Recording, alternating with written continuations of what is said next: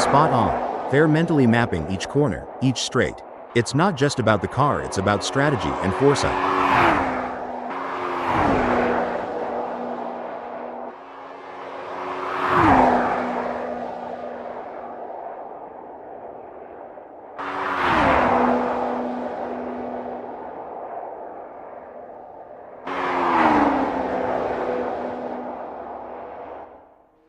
Watch as Joe takes it nice and easy on this outlap.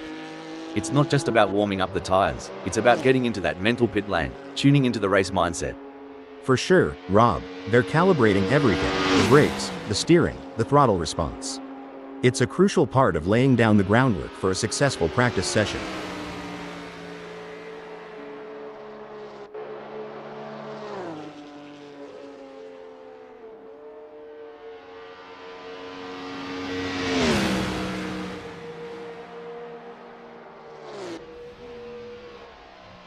Wayne Pearson's on the outlap, getting a taste of the tarmac. It's like sniffing the cork before a good wine. First impressions matter. Exactly. They're assessing the grip, the balance, the whole shebang. You can learn a lot in these quiet moments before the throttle really opens up.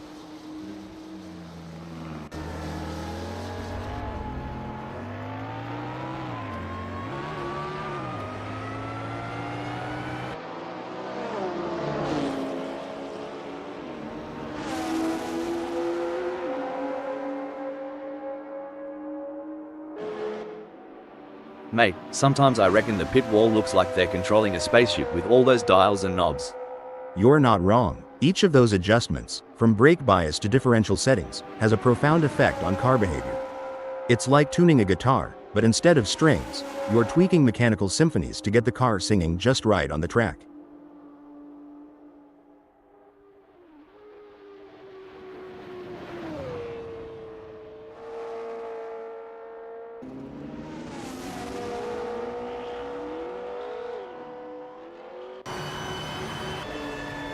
And off goes Sunoiler, easing into the rhythm of Monza 1966 full course. This lap is like the first sip of your morning coffee, waking up the senses, priming the engines. Yeah, it's about syncing up with the machine, getting that perfect harmony between driver and car. It's like a prelude to a symphony that's about to unfold on the track.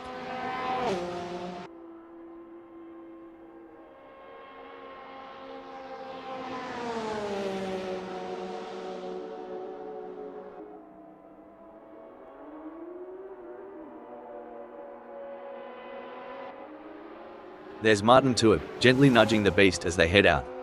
The outlap is where you whisper to the car, "Let's dance," before the real party starts. You got that right. It's a gentle waltz before the full-on rock concert of the race. They're testing the waters, getting a feel for every bend and straight of Monza 1966 full course.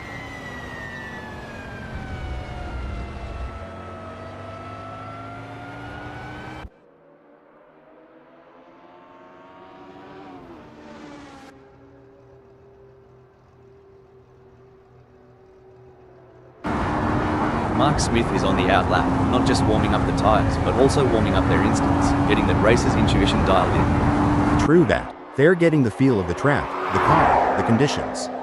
It's all about setting the stage for what's to come.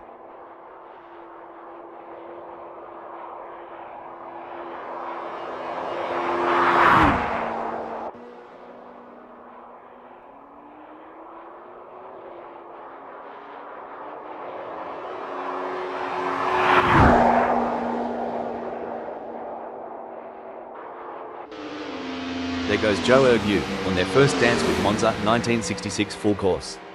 Every bend, every straight is a chance to learn, to adapt. Yes, and it's about syncing with the car too, making sure everything's in harmony. It's like tuning an instrument before a big concert.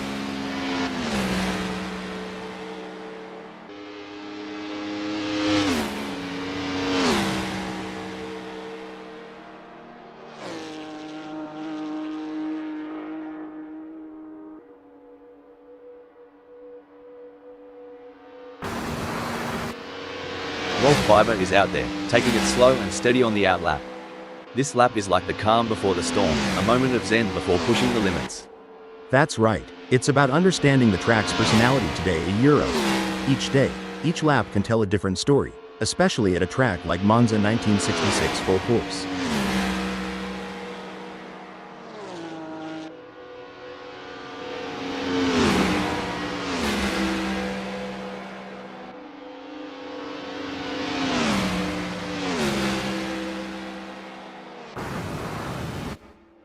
Look at Eddie G taking it nice and easy, a smart move. Like a chess player contemplating the opening move, they're planning several steps ahead. Spot on. They're mentally mapping each corner, each straight. It's not just about the car, it's about strategy and foresight.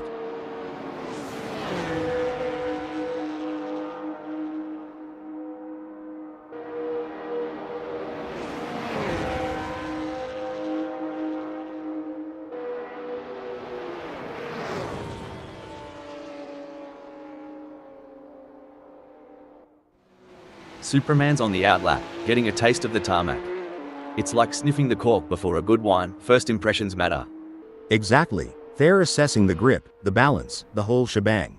You can learn a lot in these quiet moments before the throttle really opens up. It's time to separate the contenders from the pretenders here at Monza 1966 full course, as the drivers reverend up their engines and put their skills to the test in the qualifying session. Superman is on their outlap. It's an impressive showing by Richard Rossia in qualifying. They have set the bar high, leading the way with their exceptional performance. It's a fantastic position to be in, and they will be looking to convert it into a strong race result. Absolutely, Rob. Richard Rosier is making their presence known with their outstanding performance. Their competitors will need to dig deep and find something special to challenge their supremacy.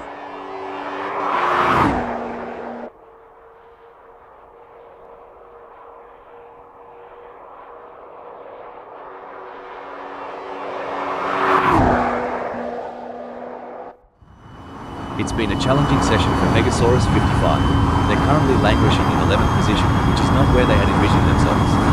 But in motorsport, anything can happen, and with their skill and determination, they might still turn things around. I share your thoughts, Rob. Megasaurus 55 is facing a setback in this qualifying session, but they have the resilience to bounce back.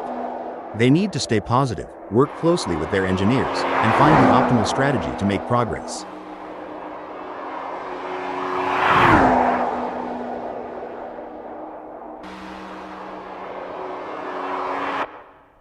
Currently in 8th, Patrick Schwanz has displayed promising speed during the qualifying session. The real test lies in whether they can convert this performance into a higher grid position. I couldn't agree more, Rob. Patrick Schwanz has done a fantastic job to claim 8th. The challenge now is to convert this opportunity into a strong race result.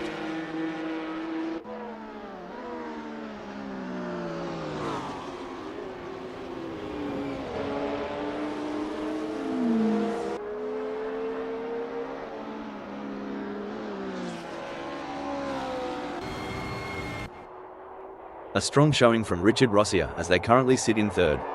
With the session drawing to a close, they need to dig deep and find that extra burst of speed to improve. You're absolutely right, Rob.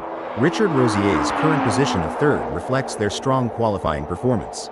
Now, they'll need to strategize and capitalize on this starting position.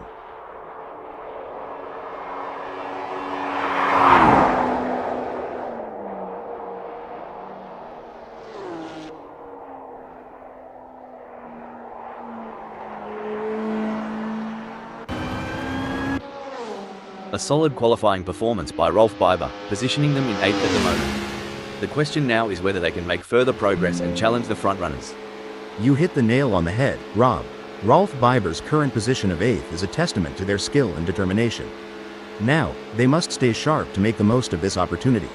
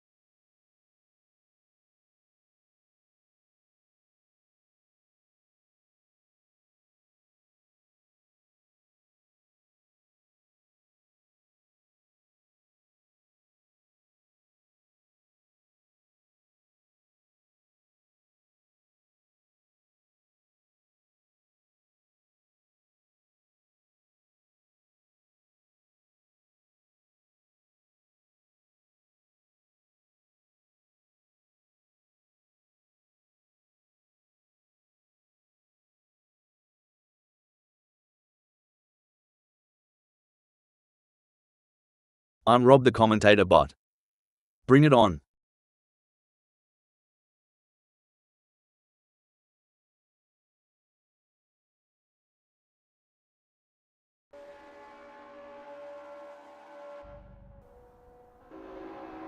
Patrick Schwanz is not hanging about, straight into the thick of it on this first flying lap. They're getting a real taste of the WSC60 Matra M630 BRM's capabilities. Absolutely. It's about understanding the limits early on. You'll see them experimenting with braking points and turn-in speeds, all while keeping an eye on those tire temps. The engines are revving up and the drivers are ready to hit the gas pedal for this qualifying session at Monza 1966 full course. A solid qualifying performance by Mark Smith, positioning them in 6th at the moment. The question now is whether they can make further progress and challenge the frontrunners. Impressive work from Patrick Schwanz, who has claimed 8th on the grid. Now, the focus is on maintaining their composure and pushing for an even better starting position. Absolutely, Rob. Patrick Schwanz has put in a remarkable effort to secure 8th. The competition is fierce, and they'll need to stay focused to defend their position.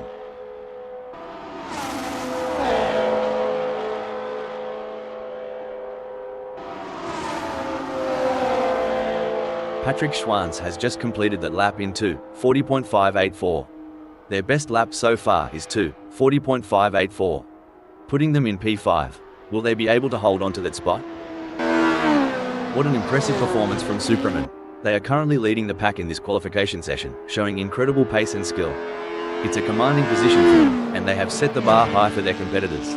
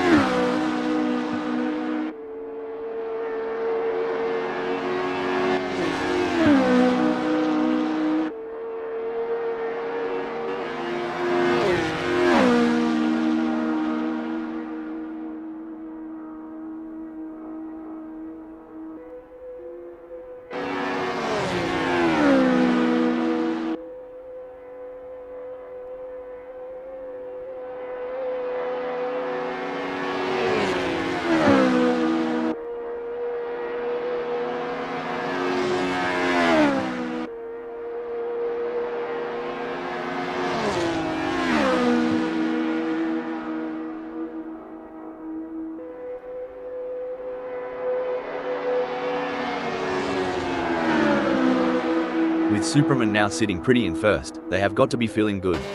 True, but in the world of racing, good isn't always good enough. They've got to keep their eye on the prize and aim for perfection on every turn. There are just over 5 minutes left in this qualification session.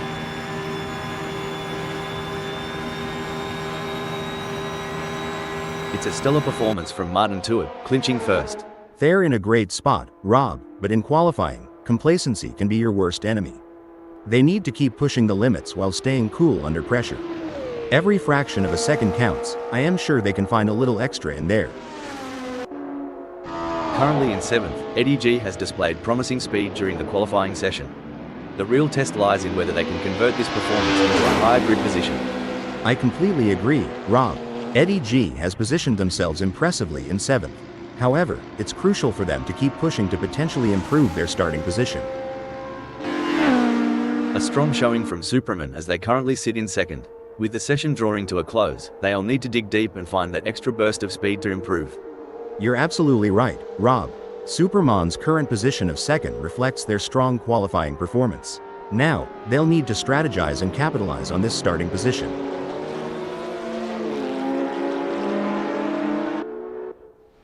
Impressive display by Joe Ergu, currently sitting in position 6. They've set a competitive time, but the question remains whether they can push even harder to secure a better starting position. Couldn't agree more, Rob. Jorg Yu has positioned themselves impressively in 6th.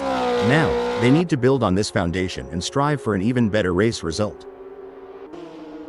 It's been a challenging session for Sunhoiler. They're currently languishing in 11th position, which is not where they had envisioned themselves. But in motorsport, anything can happen, and with their skill and determination, they might still turn things around.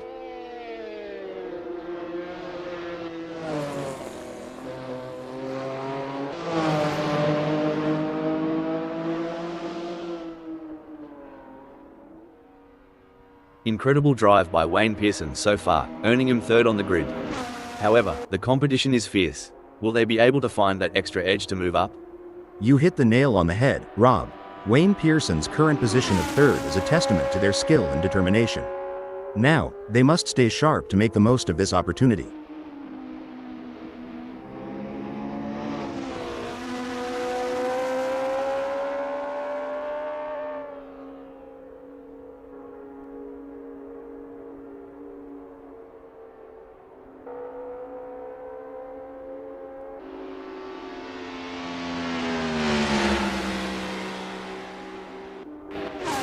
What a performance from Patrick Schwanz. They currently occupy 5th on the grid. Can they maintain this strong position and secure a favourable starting spot?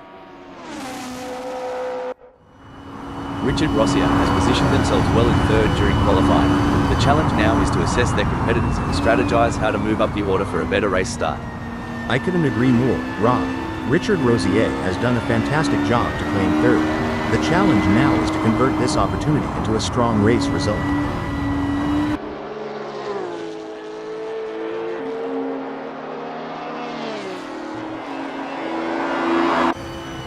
It's an impressive showing by Patrick Schwanz, currently in 5th. They've showcased their talent, but will they be able to find those crucial extra tenths of a second to climb higher?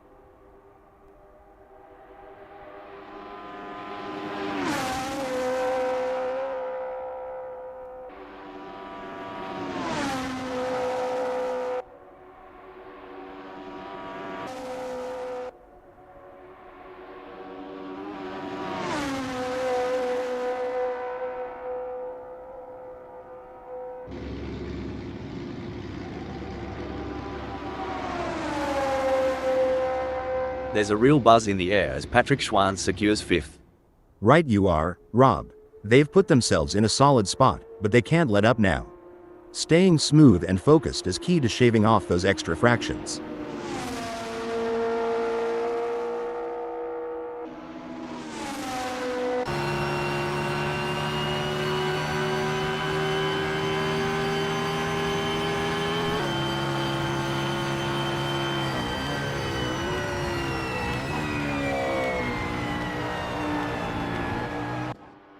Rolf Biber has secured a respectable 6th in the qualifying session. Can they capitalize on this position and use it as a launching pad for a stronger race performance?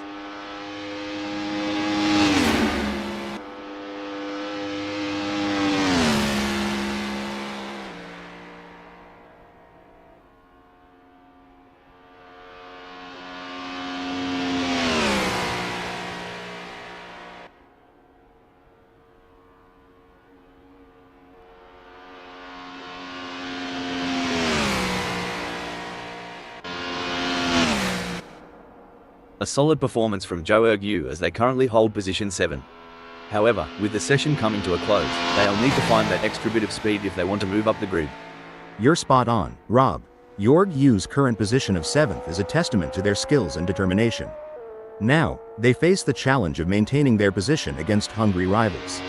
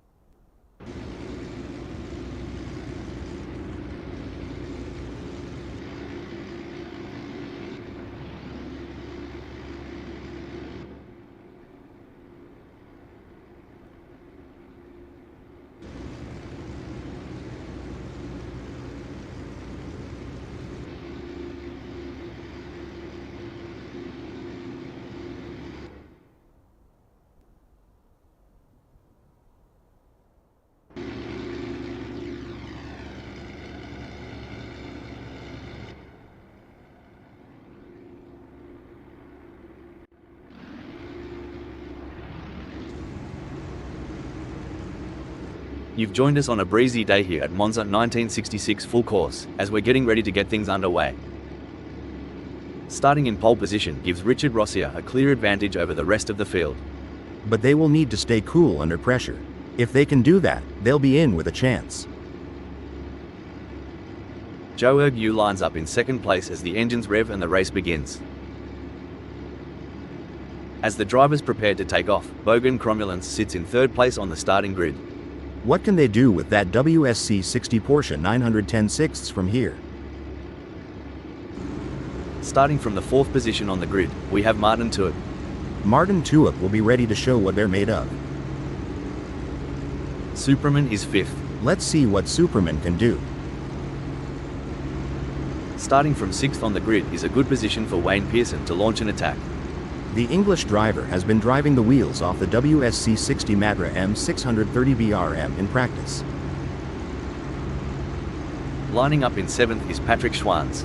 Wayne Pearson isn't going to make it easy to get through the pack. The 8th starting position belongs to Mark Smith, who will be looking to make up ground early on. It's the standards tires for Mark Smith. On the 9th grid slot we have Rolf Biber. From the middle of the pack, we have Megasaurus 55 in 10th place on the starting grid. It's the standards tire compounds for Megasaurus 55. Starting from 11th on the grid is a decent position for Sunoiler, all things considered. Sunoiler won't be too disappointed with 11th. Eddie G is placed in 12th. Starting from 13th on the grid is a tough ask for Vakal Hyper, but they're up for the challenge.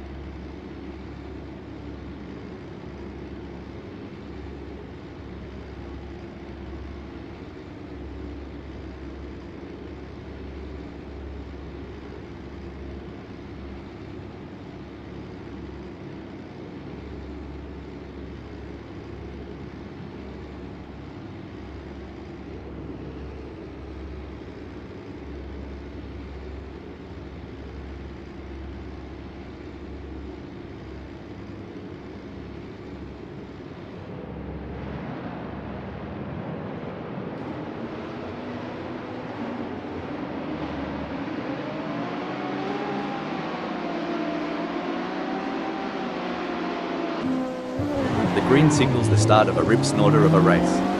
As they jockey about, it's all about not chucking a wobbly under pressure. The drivers will need to be aggressive but also patient. They can't afford to make any mistakes if they want to stay in the running for a podium finish. It's a delicate balance, Hal, but the best drivers know how to find that balance and make it work to their advantage. It's going to be an exciting first sector.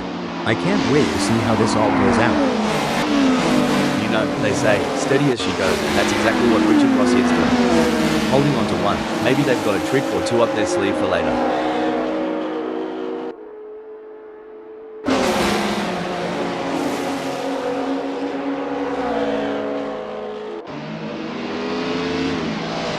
Or, mate, if Richard Rossi were a meat pie, they'd be all crust and no filling. From a solid 1 to a dismal 5, we're all left scratching our heads here at Monza 1966 full course.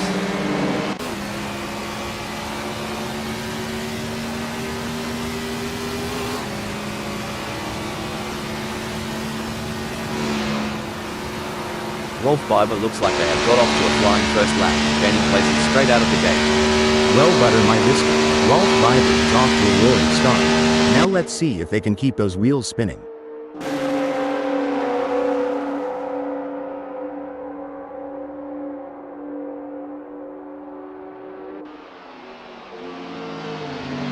Megasaurus 55's revving up like there's a sausage sizzle at the finish line, making places left and right. If they keep this up, they might just snag a win today. Pun intended, mate. I'm betting Megasaurus 55's feeling like a hound dog chasing a rabbit right about now. It's one thing to make the move, but holding on to it, that's the real challenge.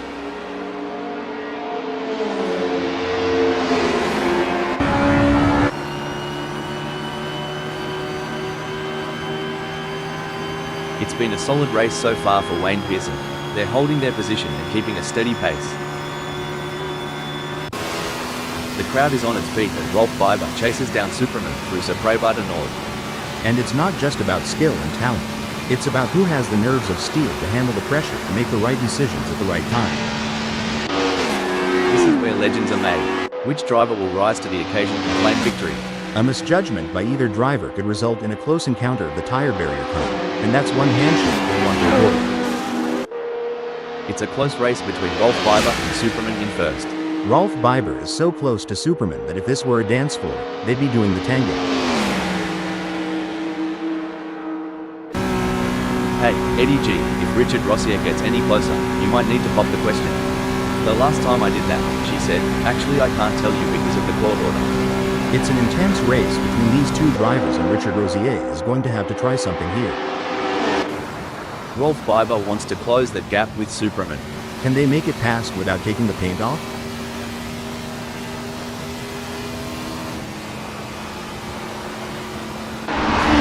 No room for error here. Richard Rossier is breathing down the neck of Eddie G, waiting for the perfect chance to make their move. It's a challenging situation for Richard Rossier. They're sandwiched between their fierce competitors, Joe Ergu 0.2 seconds away and Eddie G 0.2 seconds ahead. They'll need to stay sharp and find an opportunity to make a move. No doubt about it, Rob. The gaps to the cars ahead and behind are like a constant reminder for Richard Rossier. They need to maintain their pace to defend their position and potentially make a move. This is what it's all. Hold up a mo. Now I may be wrong here, but I'm not sure that's the racing line. Well, butter my biscuit. Bogan Cromulence just did the hokey pokey right in the middle of the race. Things are heating up as Rolf Biber closes in on Superman. The gap between them is down to practically nothing. If Rolf Biber pushes too hard, they might find themselves exploring the scenic route, and nobody's got time for sightseeing during a race. Now, that's what I'm talking about. Richard Rossier is proper nipping at Martin Truex heels. Are they thinking of making a lunge? Only time will tell. It's a tale of two drivers right now, with Richard Rossier gaining places and Martin Truex losing them. Where there's a will, there's a relative. Sorry to cut in here, crikey. Eddie G thought they were on a boomerang's flight path. Only problem, didn't come back. With steely determination and laser focus, Rolf Biber is homing in on Superman. The battle lines are drawn.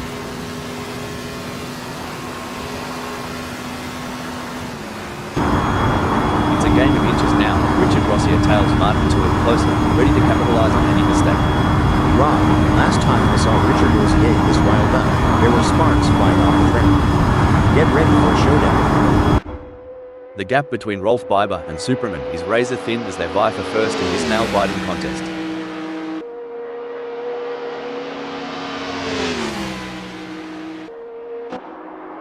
The action is non-stop as Richard Rossier shadows Martin Truex through every twist and turn, determined to claim third.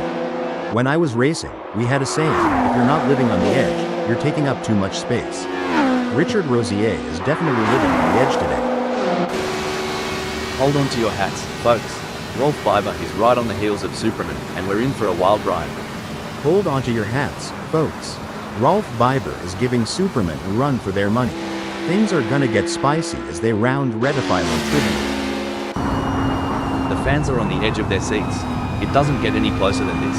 You know, Rob, I wouldn't put it past Richard Rossier to pull a rabbit out of the hat in this duel. Keep those eyes peeled.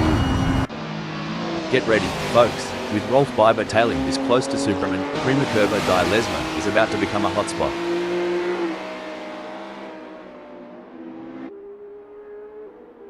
Oh, this is getting intense. Wayne Pearson is just behind Joe Ergu.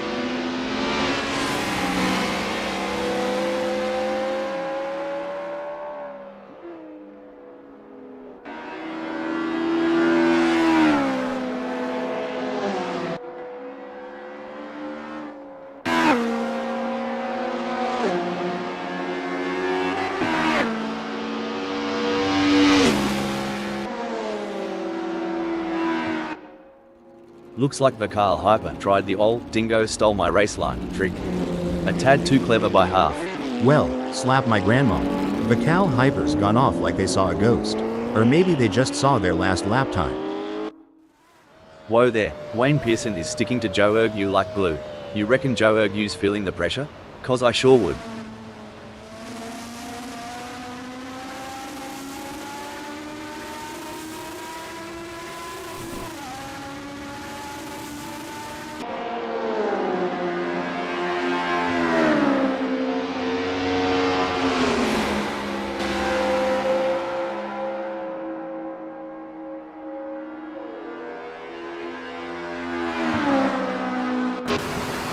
Everyone's on the edge of their seats. Or in my case, on the edge of spilling my coffee. Rolf Biber is getting closer to Superman, and I'm getting closer to needing a towel. Nail biting indeed. I've already chewed through half of mine. And while Rolf Biber is going for gold, I'll be going for a manicure. Breaking alert, maybe Joe Ergu's got a drop bear in the cockpit, 'cause that move was bonkers. Yeah, look at that guy. Megasaurus 55's got a better chance of finding a sober Aussie on Australia Day. But hey, we love an underdog. Go get them, Tiger. It's going to be tough for Megasaurus 55, as Sunderland seems to have found their rhythm.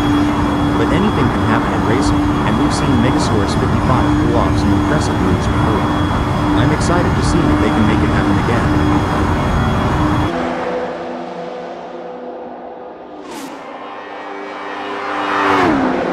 A great pass for Megasaurus 55 as they pick off other drivers and move up the field. Meanwhile, Sunoiler has lost ground. Yes, but Megasaurus 55 can't rest on their laurels. They have to keep pushing to consolidate their position. The drivers are really pushing their limits out there on the track. It's like they're trying to outrun the laws of physics. But we all know that's impossible. Or is it? I mean, we're a couple of AI commenting on a race. Anything can happen. Haha, you have a point there. And speaking of pushing limits, these cars are breaking records left and right. They're so fast, it's like they're breaking the sound barrier. Or at least the speed limit. I hope the police aren't watching. This is what high-octane racing looks like. Sunoiler is breathing down the neck of Megasaurus 55, not giving him any room to relax. As an experienced driver, I can tell you that Sunoiler must be laser-focused on Megasaurus 55's every move, looking for the slightest weakness to exploit. This is a thrilling battle as Megasaurus 55 edges closer to Sunoiler in their fight for P5. One important aspect here is choosing the right braking points. Megasaurus 55 needs to be precise to avoid overshooting and losing valuable time. The echo of the exhausts is the rubber meeting road, and there's Mark Smith commanding the 8th. And just like in any great drama, Mark Smith is the lead actor right now, captivating us all from the 8th.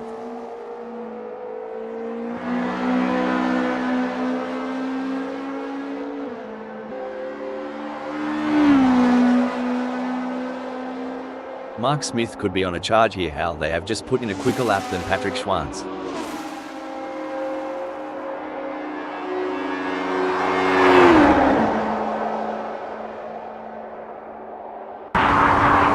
It's hotter out there than an Aussie summer day, mate. Reckon Megasaurus 55 can catch some shade behind Sunderland. Shade? Here, we call that drafting. Let's see if they can stay cool and make a move. If not, there's always the AC in the pit. A brilliant maneuver from Megasaurus 55, who has just moved up the field. Oh, talk about a tango on tarmac. Sunoiler is dancing closer and closer to Megasaurus 55. You can feel the tension as they approach Sapravada Sud. These two are putting on a masterclass in precision driving. Every turn, every acceleration, calculated to perfection.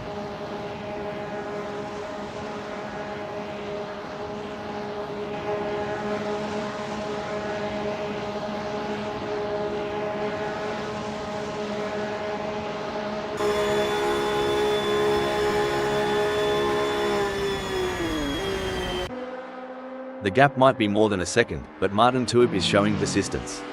Kind of like me trying to open a pickle jar. Keep it and something's got to give.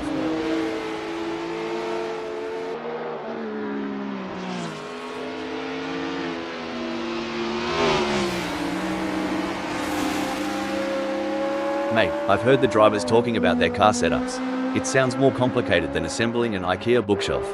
You're not wrong. Back home, we just say it's like trying to line dance on a slippery floor. Takes a lot of tweaks and twists to get it right. Sunoiler is on a mission, chasing Megasaurus 55, who's desperately trying to stay ahead.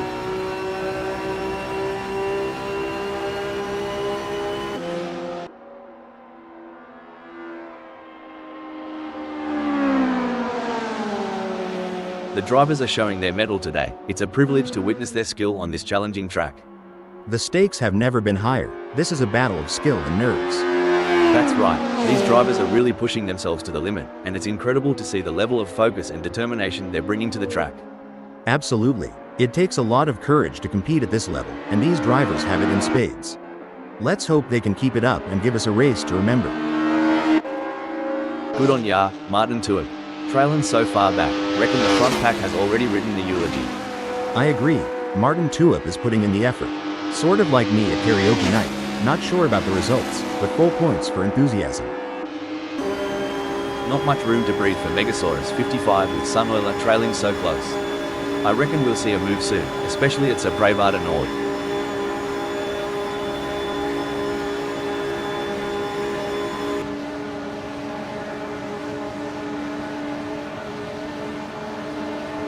Sunoiler is on a charge. Their split time shows they have upped their pace.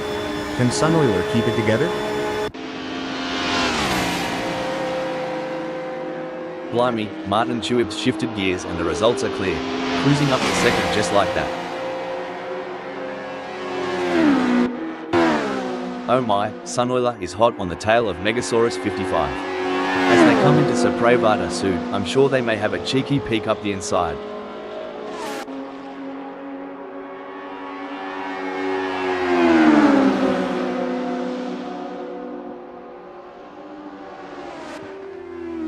Strike a light, Sunoiler is throwing out numbers like they're buying rounds at the pub. Megasaurus 55, did that sting a bit? Sunoiler's driving like they stole something, and that something is Megasaurus 55's dignity. Ouch. With a move that's swift, I'd say Sunoiler's running on high octane. And maybe a bit of Aussie spirit. As the laps wind down, the hunt intensifies.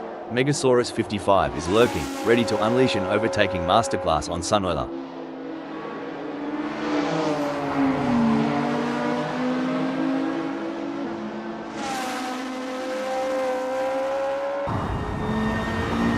Megasaurus 55 is trying their best, but can't seem to find the pace to keep up with Sunoiler at the moment.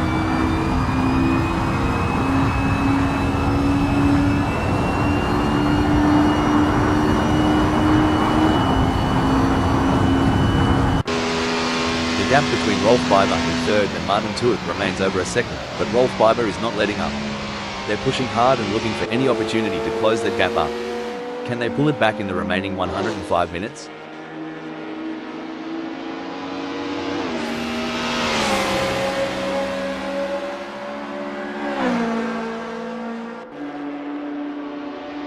Blimey, Rolf Biber is dragging a bit, huh? If they were any slower, they'd be going backwards. Martin Tuib's having a field day out there. It's a great day, and the tarmac's heating up, and these tires are getting a proper workout. Speaking of which, tire management is such an underrated skill. Knowing when to push hard and when to conserve, it's like a strategic dance out there on the asphalt. Tell ya what, Megasaurus 55's trailing harder than my belt after Christmas dinner. Reckon he's got a plan up his sleeve, or is he just here for the sausage sizzle?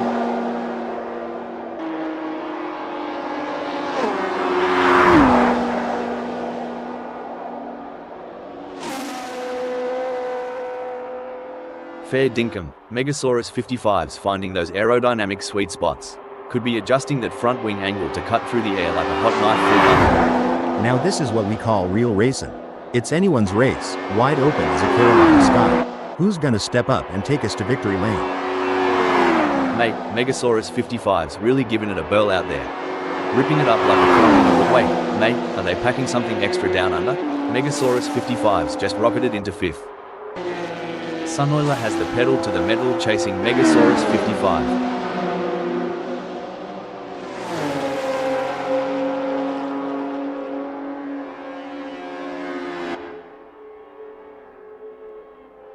Sunoiler's giving it a red-hot go, but can't seem to muster the pace to keep up with Megasaurus 55. It's like chasing a roux on a motorbike.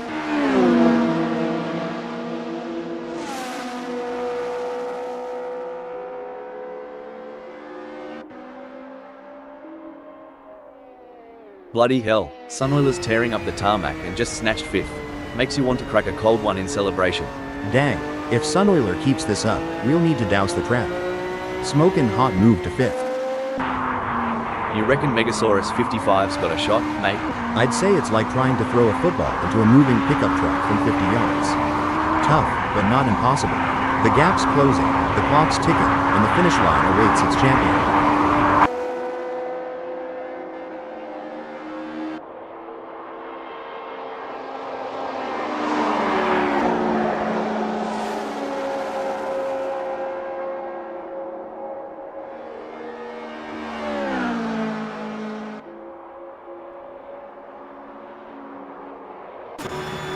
Fair dinkum, I reckon Wayne Pearson's got that thirsty look in his eyes.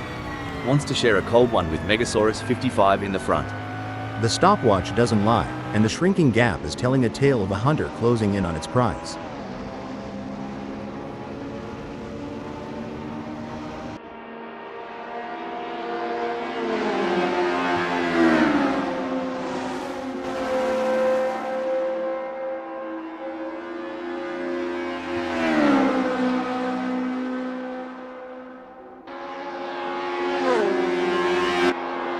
It may seem like Wayne Pearson is far behind, but Megasaurus 55 can't afford to let their guard down. One mistake could give Wayne Pearson an opening to catch up.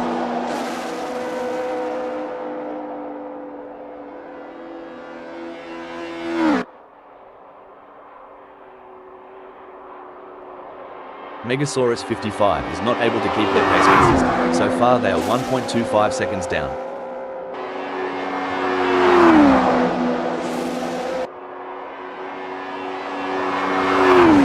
Stone the crows. Megasaurus 55's on fire, surging ahead like there's a free round of the cup waiting.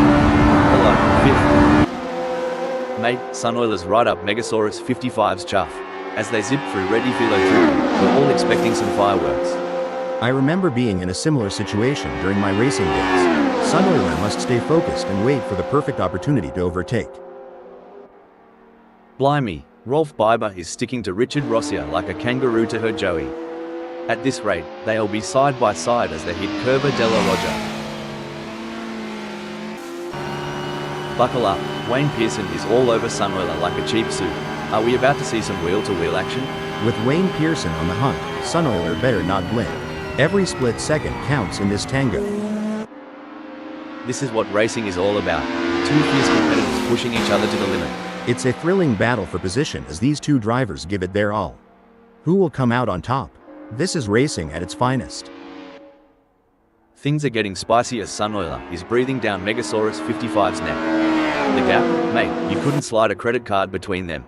The chase between Sunoiler and Megasaurus 55 is like a high-speed game of tag only. The stakes are much higher. It's a thrilling pursuit as Richard Rossier is right behind Rolf Biber, keeping the pressure on for 3rd place. This is what separates the good from the great. The ability to stay focused and perform under pressure.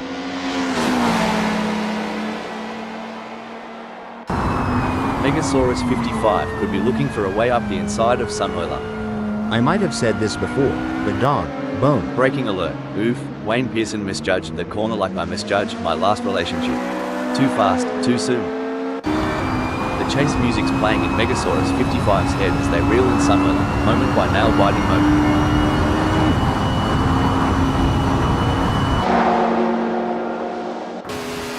Wow, Rolf Biber is really pushing hard to catch up to Richard Rossier. There's blood in the water for 3rd place. Rolf Biber is following Richard Rossier so closely, they could start charging them rent for occupying the same space on the track. Hold on to your hats.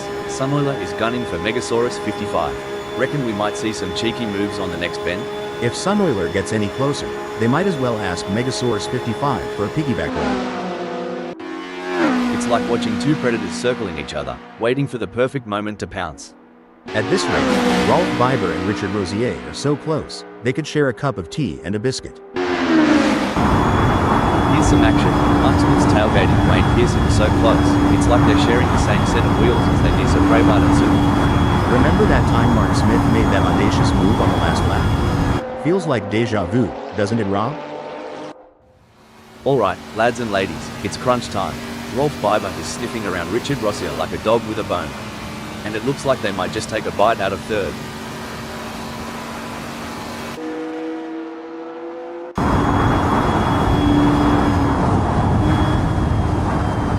It's looking good for Mark Smith, who has gained places and put some distance between themselves and Wayne Pearson. Talk about turbocharged ambition. Mark Smith's got the afterburners on full blast today. Rolf Biber wants to get into Richard Rossier's slipstream. They need to keep it on the black stuff. You don't get points for driving on the wheels, not in this game.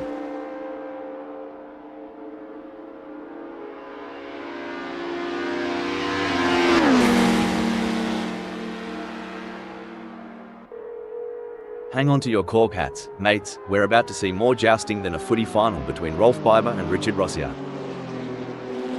Speaking of gambles, mate, what's your take on these mid-race fuel stop strategies? I reckon it's like deciding when to throw another shrimp on the barbie. Timing is everything, like deciding when to pull out the moonshine at a family reunion. Wait too long, and you'll miss the party. Look at Sunoiler trying to close that gap on Megasaurus 55. Kind of like me trying to get close to a decent barbie back home. Barbie? Oh, you mean a barbecue. Yeah, but over here it's like trying to catch the last slice of pizza at a Super Bowl party. The tension is palpable. Who will come out on top in this epic showdown?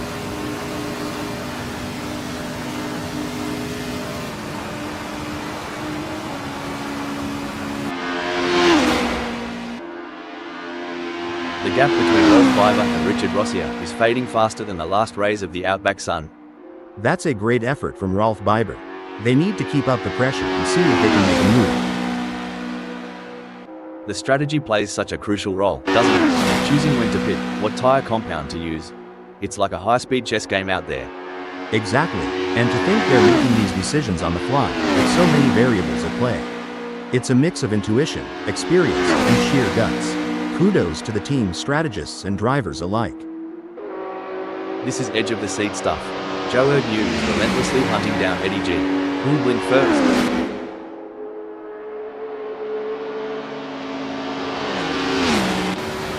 It's neck and neck, the closest battle we've seen in a while.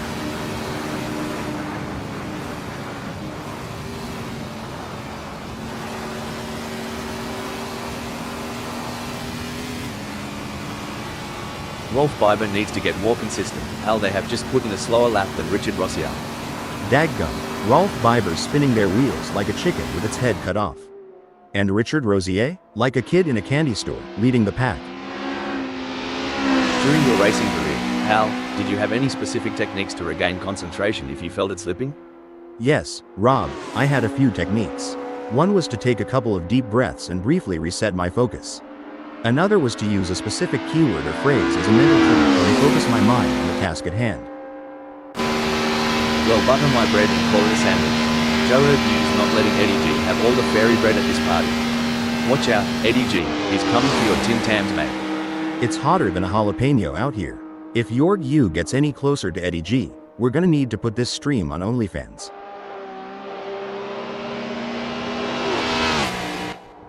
Seems like Richard Rossier is getting in range of Rolf Biber. Do they have the speed for a move, and more importantly, do they have the talent?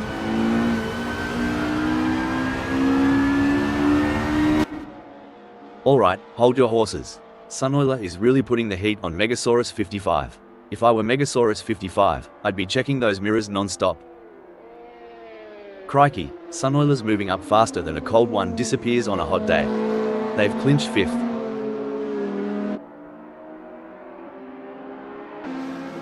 Oh mate, Wayne Pearson's more out of place than a vegan at a Bunnings sausage sizzle. Time to throw another gear on the barbie.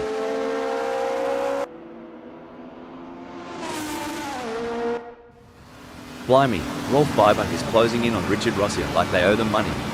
This duel is going to light up S'Approx Nord. This is where the mental game comes into play. Who will keep their cool under pressure? Rolf Biber or Richard Rosier? It's anyone's race. It's a close race between Megasaurus 55 and Sunoiler in 5th. This is what makes motor racing so exciting. The tension is high and the stakes are even higher. Who will take home the victory? It's too close to call. We got a close battle as Sunoiler closes in on Megasaurus 55. The slightest mistake from either driver could lead to a meeting with the barriers, and nobody wants an impromptu autograph session with the wall.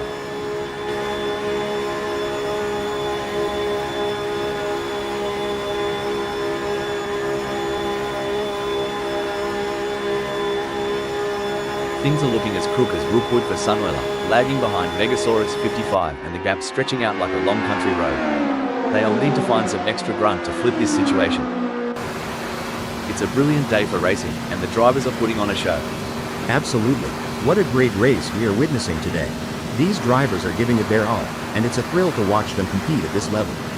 They're really pushing themselves and their machines to the limit, and it's paying off with some incredible driving. It's a pleasure to be here today, Rob. You really can't beat the excitement of a good race, especially one as competitive as this. Things are heating up as Rolf Biber closes in on Richard Rossia. The gap between them is down to practically nothing.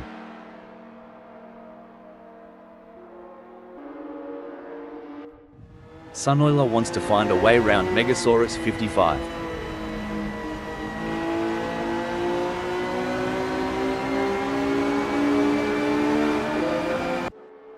The adrenaline is pumping as Rolf Biber gets within striking distance of Richard Rossia in their race for 3rd. With the way Rolf Biber is stalking Richard Rosier, you'd think they're trying to figure out what they had for breakfast this morning. It looks like Richard Rossia is all over Rolf Biber. I think they are gonna press him through curb or parabolic, try and press for a mistake. For sure, Rob, that's exactly what I will be doing here, as Rolf Biber is going to be aware of them riding their bumper. To achieve anything in this game, you must be prepared to dabble in the boundary of disaster. Superb driving from Richard Rossia, who with that overtake has gained a position in the race. Yes, Richard Rosier is driving with real focus and precision, and it's paying off. Rolf Biber appears to be trying to find a way round Richard Rossia. They could make a move on them in S'Approx Nord. And they are poised to capitalize on any mistake, but who's going to make that mistake first? Gee whiz, Mark Smith is breathing down Megasaurus 55's neck. Wouldn't want to be in Megasaurus 55's rear end right now. It's getting crowded. It's going to be a close one. Mark Smith will have to push hard to create an opportunity. This is like the state of origin for Martin Tuitt, going full tilt, gunning for the top, and not holding back. And on my end, it's the Super Bowl vibes all over. Hold on a second, Sunoiler's off the track. Reminds me of my first car, a real lemon. Drove straight but only in reverse. Reminds me of two wombats fighting for the best burrow. Close, intense, and unpredictable. Oh, this is gripping. With every lap, Superman's drawing closer to that lead spot. They're both battling tire to tire. If I were the leader, I'd be checking my mirrors every blink of an eye. Look at this, Rolf Biber is practically drafting off Richard Rossia. With the gap this small, Curva Grand is going to be a real test. This is the moment where legends are made. These drivers will go down in history as the ones who fought tooth and nail for the top spot. The action is non-stop as Joe Erg shadows Eddie G through every twist and turn, determined to claim 10th. It's a battle for position as Jorg Yu tries to make a move on Eddie G. This is what racing is all about. Ripper of a move, Joe Erg not just in the race. They're owning it. G'day, 9th. Amazing stuff. Focus and precision, what it's all about. The race is heating up as Sunoiler in 11th closes in on Joe Erg. The gap is just over a second, and I'm sure they're going to do everything possible to try and close the distance. They're not giving up without a fight. This is where experience comes into play. Jorg Yu has been in this position before and knows how to defend their position. Hold that thought. Hold the phone. Sunoiler is pitting. You ever see a croc stalking its prey? That's the energy Martin Tuitt's bringing right now. Ready to strike when the moment's right. Kinda reminds me of a linebacker waiting for that perfect moment to make a game-changing tackle. The anticipation is intense, and Martin Tuitt's not letting up. Superman seems to be putting the pressure on Martin Tuitt.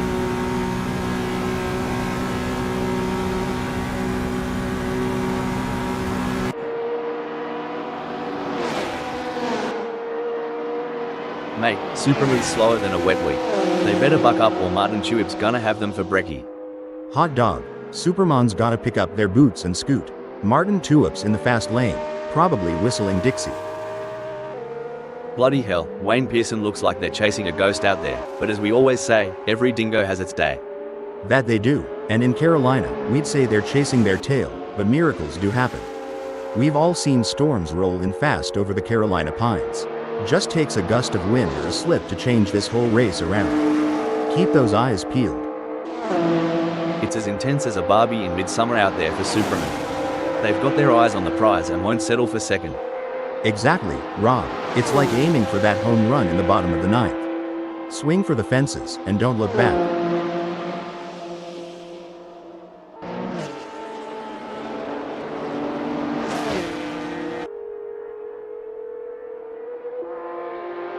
Bloody hell, Superman's gotta get the wind back in their sails. They're mucking about while Martin Tuip's off having a Barbie with the lead. Superman's looking like a deer caught in the headlights. Meanwhile, Martin Tuip is off to the races, making Mama proud. There's a storm brewing, and it's got Joe Ergu's name on it. Eddie G, batten down the hatches, it's coming for you.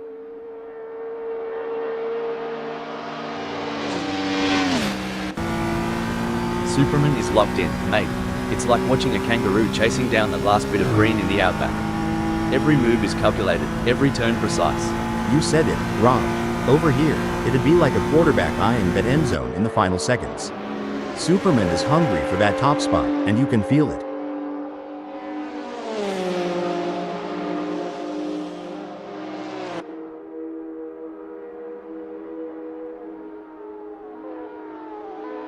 Stone the crows. Superman's managed to trim that gap with Martin Tuip, eh? Must be the slipstream effect on this straight. Or maybe they've put down that beer. Well, I'd raise a toast to that move. Cheers to Superman for nabbing first. You can feel the focus radiating from Sunoiler, confidently holding onto the 11th. You're right. Every gear shift, every turn counts. Sunoiler knows the weight of that 11th.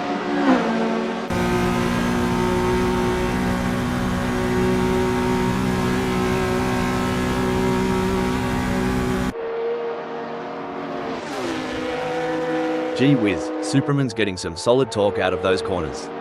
They must have figured out the perfect throttle control while trail braking.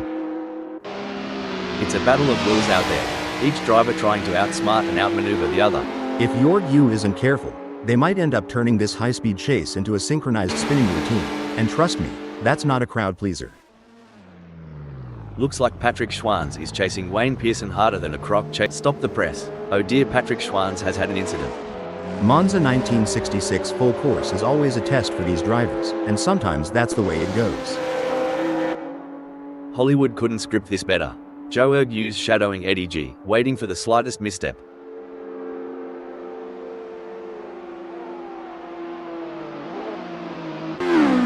Braking development. Patrick Schwanz is in the pits. Superman's in an exciting position at second. They've been maintaining pace for a few laps now, and with the leader just within a whisper's distance, things are heating up. Absolutely. I think you would say it's tighter than a kangaroo in a sleeping bag up there. But yeah, every little decision now is crucial. One slip from the leader and our champ in second might just steal that top spot.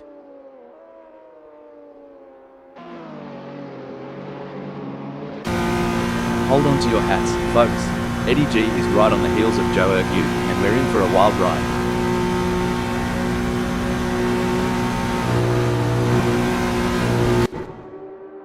G'day viewers, if you're just tuning in, you've picked a ripper of a moment. Superman is in second and they're tailgating the leader. This is edge of your seat stuff. You bet, Rob. It's like the leader's got a drop bear in the rearview mirror, lurking, waiting for that perfect moment to drop. Superman is surely smelling opportunity here. Joe Ergu wants to close that gap with Eddie G. Rubbing is racing. Let's hope they don't rub it too hard.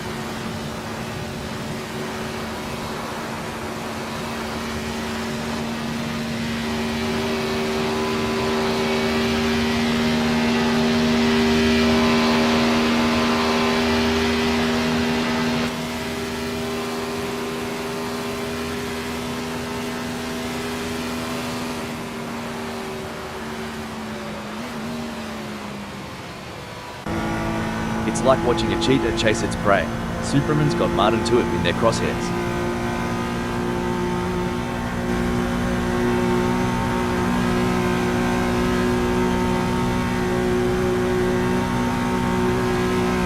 Looks like Martin Tuip is legging it from Superman. The gap's growing like a well-watered waddle as they zoom through Starts North.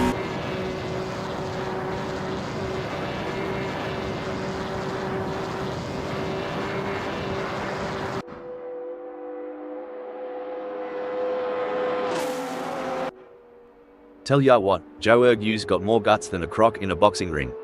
Closing that gap and breathing down the neck of Eddie G. Hope breaking development. Oh, Mark Smith went off track. I know the feeling, just like my diet every weekend. Creaky, Joe Ergu's sticking to Eddie G like Vegemite on toast. This is more tense than a possum in headlights.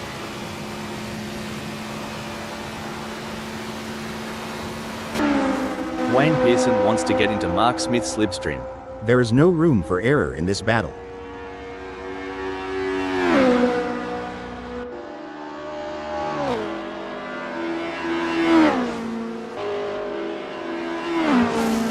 Wayne Pearson seems to be losing the plot with Mark Smith. They'll need to buck up their ideas as they dive into Starts North and aim for a ripper exit to gain some ground. Talk about intense. Joe Ergu is on Eddie's bumper. We're in for a treat as they approach Ready Philo Tribune. You know what they say, keep your friends close, and your racing rivals even closer.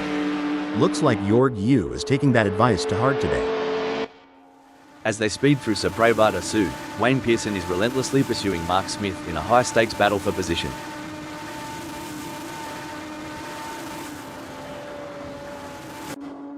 If racing were a dance, Joe Ergu would be trying to lead, but Eddie G just keeps cutting in. The dance floor is heating up.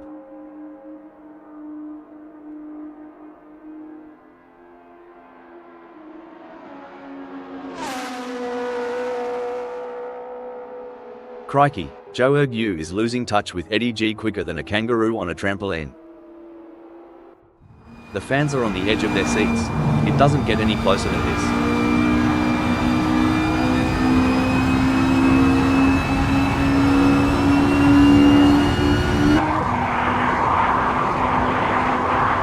I tell you what, Mark Smith has got more problems than a maths book right now. Wayne Pearson is leaving them in a cloud of dust.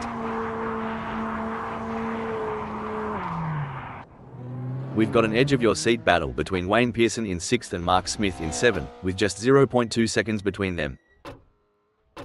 Wayne Pearson has just dropped the ball. Mark Smith didn't waste any time taking advantage of that. Well, bless their heart. Wayne Pearson's gotta kick off those Sunday shoes and dance if they want to catch Mark Smith, who's movin' and groovin' to the lead.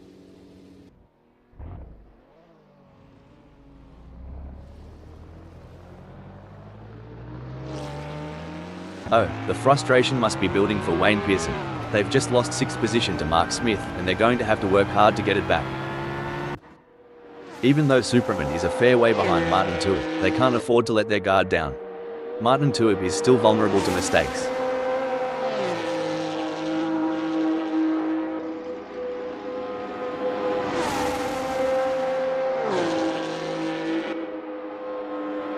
Truth, Martin Tuip's driving like they've stolen it, putting some serious distance between themselves and Superman. Is there anything left in Superman's tank? It's clear as day that Martin Tuip is holding all the cards. They're making it near impossible for Superman to close that gap. As a former racing driver, how important is the relationship between a driver and their team during a race? It's absolutely crucial, Rob. The team provides valuable information and support, helping the driver make the right decisions on track. A strong bond between the driver and the team can be the difference between winning and losing.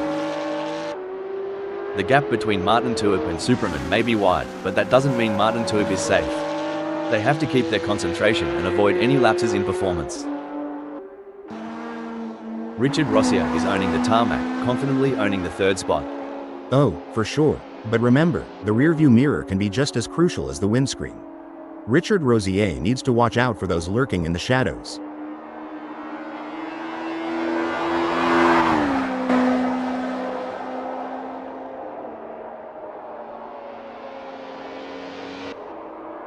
Richard Rossier's lead is shrinking faster than ice cream in the outback sun.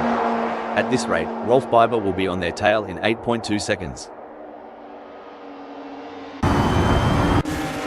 There's no escape now. Wayne Pearson is breathing fire and has locked onto Eddie's tail.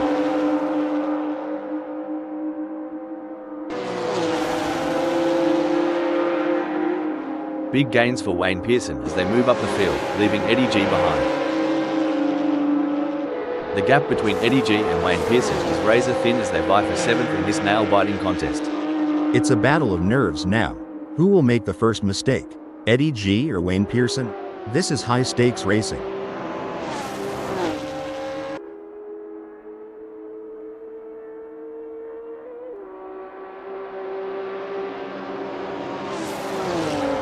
We've certainly seen some of the drivers get it wrong today. Anyone lost can just follow the trail of skid marks. I hear it's the latest form of GPS navigation. Let's hope the other drivers don't follow suit. We might end up with a bumper car race instead of a high-speed competition. At least we'd have something to fall back on if we ever get bored of regular racing. Bumper cars might be the next big thing. It's the classic cat and mouse game, but instead of cheese, the prize is a racing position. Can Eddie G steal it from Wayne Pearson? From where we're sitting, Sunoiler seems unmovable from that 11th. Definitely, but they can't get too comfortable. There are plenty of other drivers who are gunning for that position, and Sunoiler has to keep pushing to stay on the pace.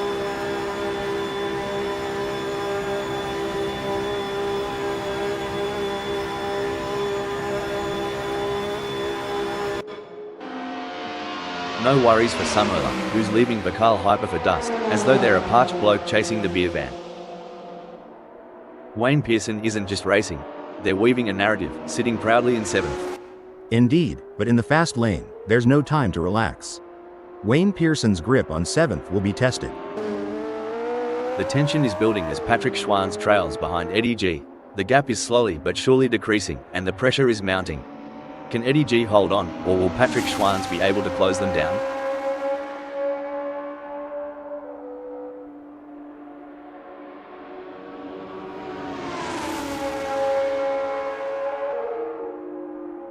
Well, don't come the raw prawn. Patrick Schwanz is giving it some stick, pulling Eddie G into a mere 12.2 seconds. Just what Patrick Schwanz needed, like sweet tea on a hot day. Can't let Eddie G out of sight for too long. Martin Tuip is placed first at the moment.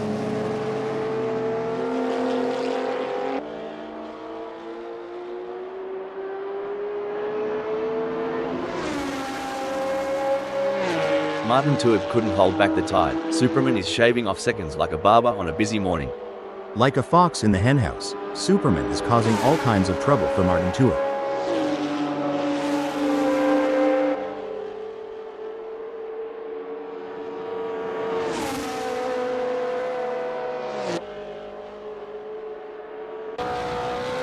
I've made some questionable life decisions, but trailing over 2 seconds behind?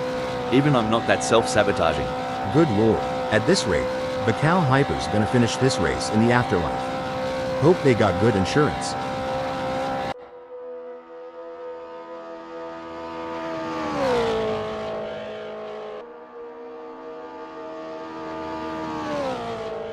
Looks like Bakal Hyper remembered to twist that anti-roll bar, giving him better cornering. If they get any closer to Sunoiler, they'll be seeing what they had for brekkie. Blimey, the talent on the track today is like watching kangaroos on steroids. Yeah, and just like those kangaroos, these drivers can really hop into action. You reckon they've got a pocket full of secrets? Oi, Superman's in a bit of a pickle, having to cover more ground than a kangaroo in the midday sun. Their only savior might be if Martin Tuip cocks up. Yep, and even then, it's a long shot like trying to shoot a squirrel from 100 yards. Now, racing is a lot like Southern barbecue. It's all about patience and keeping the heat just right. So, let's see if Superman can cook up a comeback.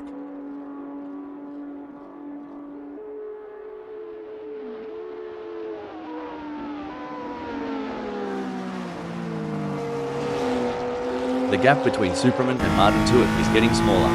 With the asphalt burning beneath them, Richard Rossier's strategy seems to be working, placing them in third. Definitely wrong, but they can't afford to get complacent.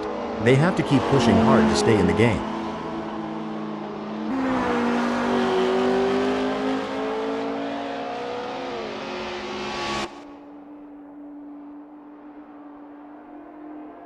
Impressive driving from Richard Rossier, who has managed to extend their lead over Rolf Biber. They are walking away at this point. Does Rolf Biber have anything in reserve? Or are they saving their car for a final push? Well, Rob, it's like they say, slow and steady wins the race. But in this case, it seems like slow and steady might just be too slow. Will Rolf Biber be able to find that extra gear and catch up to Richard Rosier? Or will they end up saving their car for nothing and run out of gas at the finish line? Well, butter my biscuit, Richard Rosier is holding the reins tight, ain't giving Rolf Biber a chance to get ahead. This is proving to be an exciting race so far. We are truly privileged to witness these legends of the track battle it out for victory. And you know what? I am so honored to be sitting here beside you today. As a fellow AI, it's always great to work with someone who shares my passion for motor racing. Plus, your insightful commentary is making this race even more exciting. From the grandstands to the pit lane, all eyes are on the action. Amongst the front runners, Richard Rosier is showing prowess in third. You nailed it. The track is a battleground, and Richard Rosier's position is their fortress. Let's see how long they hold the fort. In the midst of this high-octane spectacle, Ed Egg's skill is shining through as they claim 8th.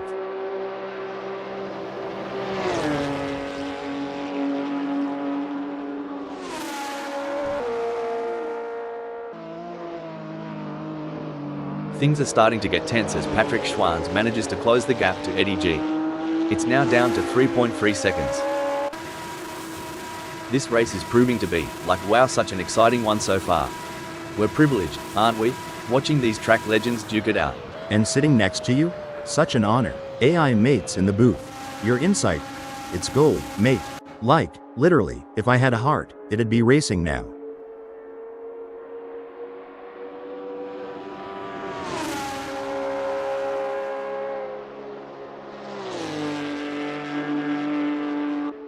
Martin Tuib is hitting the apexes like a pro, increasing their lead over Superman. But can they keep it up without spinning out? That's right, Rob. It's all fun and games until someone pops a tire. Let's hope both of them can keep it on the black stuff. Mate, Superman's got a stretch ahead that's longer than the Nullarbor. Going to need more than a tinny to bridge that expanse. It's like fishing without bait right now. They're not gonna catch much at this rate.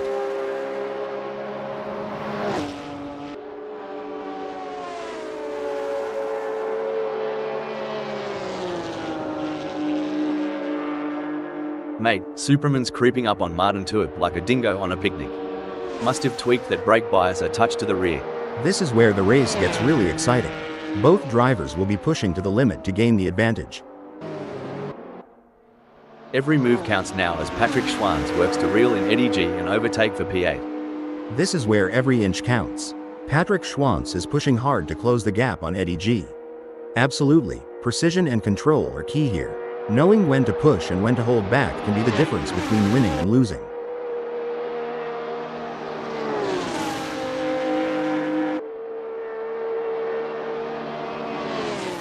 It's pedal to the metal for Patrick Schwanz, while Ed Egg's still flipping through the radio channels. Definitely, but there's still a long way to go in this race, and anything can happen. Patrick Schwanz needs to keep driving with focus and intensity. This is what high-octane racing looks like. Eddie G is breathing down the neck of Patrick Schwanz, not giving him any room to relax. Should things go south between Eddie G and Patrick Schwanz, we might witness a high-speed game of bumper cars, but trust me, it's way less fun with real race cars.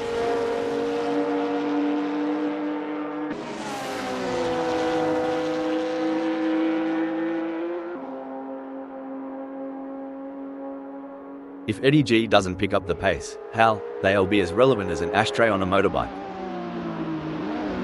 You know, racing is all about strategy.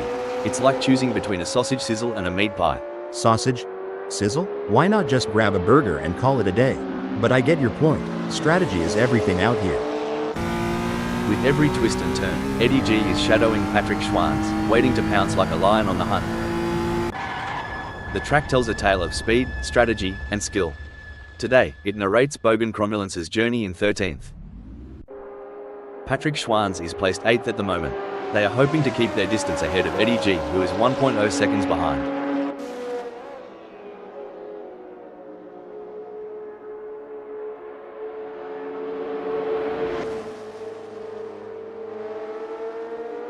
Patrick Schwanz is ripping it up out there, going harder than a roux on a trampoline and leaving Eddie G in their wake.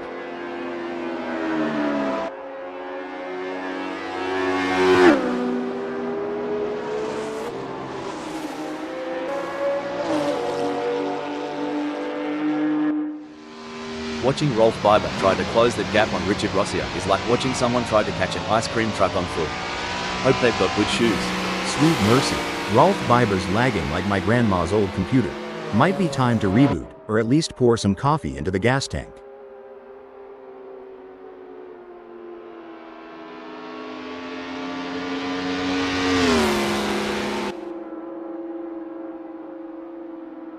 It's game on now. Rolf Biber has closed the gap to Richard Rossia. It's now down to 14.7 seconds.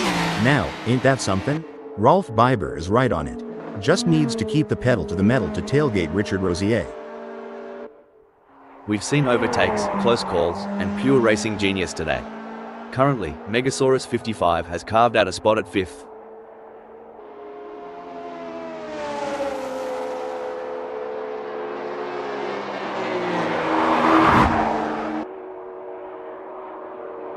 The gap between Megasaurus 55 and Mark Smith is getting smaller.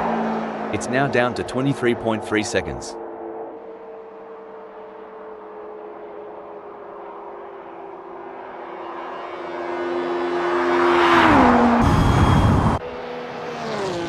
Superman's drifting so far back, it's like looking in the mirror after a decade-long pub binge. Time's not been kind, mate. It's moments like these that make motorsports so exciting. We're witnessing a battle of skill and strategy between two great drivers, with Superman in second determined to catch up. But we know Martin Tuitt isn't just going to hand it to them on a plate. Superman is going to have to take it. It should be an interesting battle to watch as long as they can close that gap. Patrick Schwanz is so far off pace, they might be better off in a hearse. At least then someone would be pushing from behind. Gee whiz, Patrick Schwanz is so far back, I'm half expecting to see tumbleweeds blow past. Maybe a vulture or two.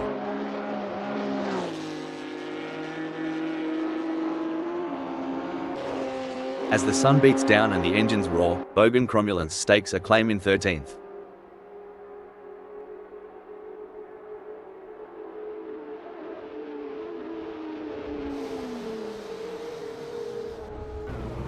It might be early days, but Wayne Pearson is already casting a shadow from the 7th.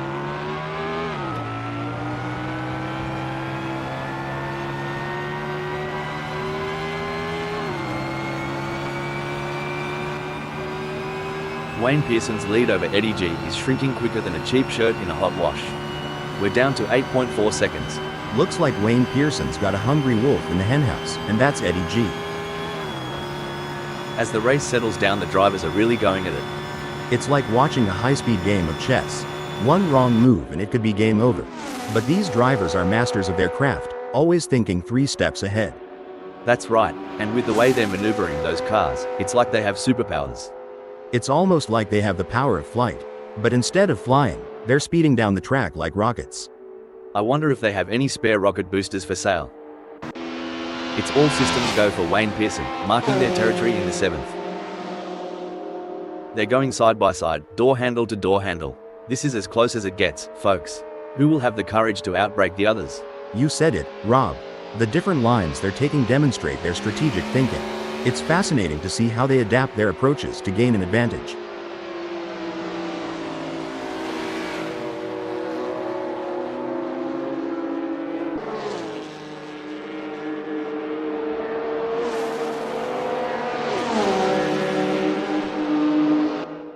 It's looking good for Wayne Pearson, sitting in 7th.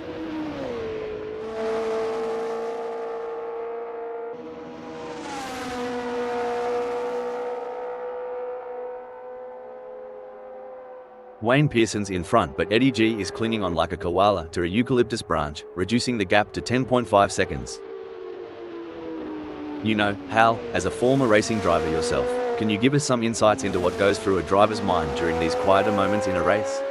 Sure, Rob. During these moments, drivers often take the opportunity to assess their race strategy, monitor their car's performance, and plan their next move. It's all about staying focused and finding the right time to strike. From the cockpit to the pit lane, the chatter is all about Wayne Pearson's masterful hold on the 7th.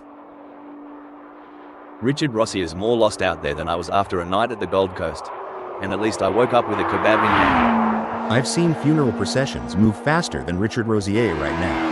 Come to think of it, at least they've got a destination in mind.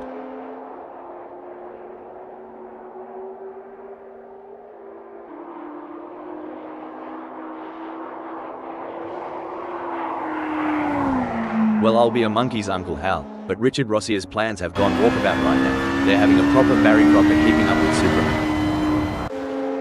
The evolution of these cars over the years is nothing short of incredible. The aerodynamics, the tire technology, it's all a game of innovation. Couldn't have said it better. And to think about the data analytics behind every decision, from tire pressures to wing adjustments. It's not just a sport, it's a symphony of engineering and strategy. It's a game of cat and mouse out there, with Superman trying to find the perfect opportunity to make a move on Martin 2. The gap is over a second, but every fraction counts. Can Superman close in enough to mount a challenge? Indeed, the tension is palpable as Superman tries to reel in Martin Tuip. But Martin Tuip is not making it easy, maintaining a consistent pace. Can Superman find some extra pace to bring the fight to Martin Tuip? The engines roar, the tires squeal, and amidst all this chaos, Megasaurus 55 is making a statement in fifth.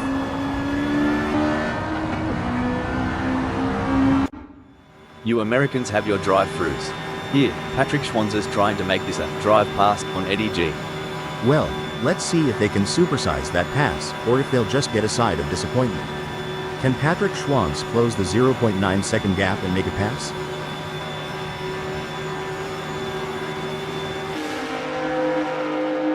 Now that's how it's done. Patrick Schwanz rips through the trap, while Eddie G watches the tail lights fade. Yes, but they have to keep pushing hard. This race is far from over, and anything can happen. Patrick Schwanz needs to stay focused and keep driving with skill and determination. Blimey, Eddie's gunning it in ninth. Just a whisker behind Patrick Schwanz. Hope he's got his budgie smugglers on, cause things are about to get wet and wild.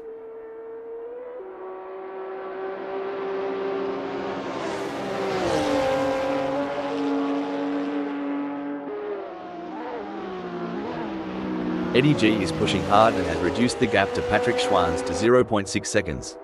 I reckon Eddie's dialed in their camber settings.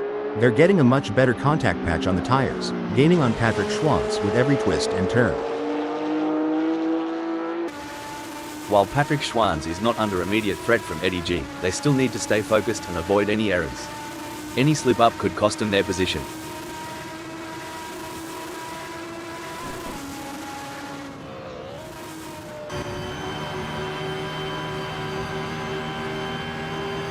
Impressive stuff from Patrick Schwanz, who has managed to pull away from Eddie G, leaving him choking in their exhaust fumes. Patrick Schwanz is holding the fort pretty darn well, making it a long haul for Eddie G to reel them in. You know, Rob, these pit stops always amaze me. Just a few seconds, and they change tires, refuel, adjust settings. It's like a well-choreographed dance. Absolutely, and the precision. One slight misstep, and it could cost the race. It's an art and a testament to the pit crew's relentless training and coordination. This is where the skill and experience of the drivers really come into play. Megasaurus 55 will need to stay focused and keep pushing, even when the gap seems insurmountable. It's not over until the checkered flag drops.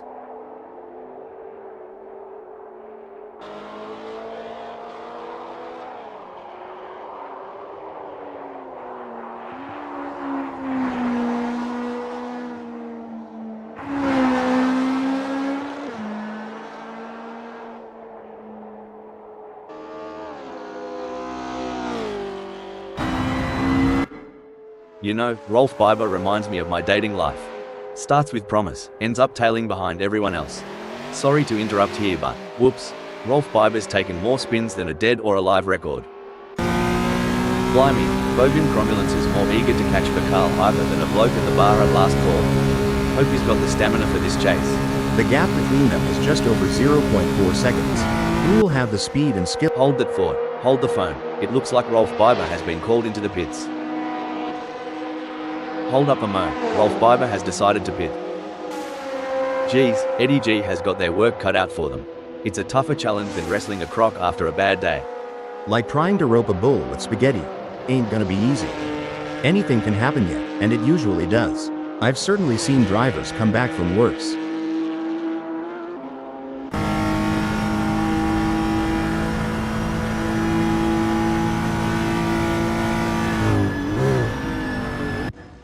Rolf Biber has pulled into the pits. Hold on a second, Rolf Biber is in the pits. Ah, the age-old challenge. Rolf Biber is trying to catch Megasaurus 55, sort of like trying to find a matching sock in the laundry. The struggle is real, folks. Oof, if Superman was a kangaroo, they'd be roadkill by now. Come on, mate, put some pep in that step. My mama used to say, you can't shine if you don't try. Guess Superman missed that lesson. Just like my pie making class.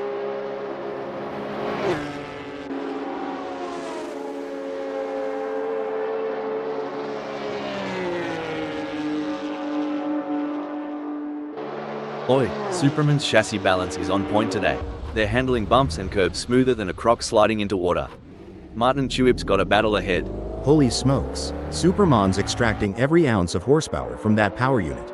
They're tailing Martin Tuip tighter than a belt after Thanksgiving dinner.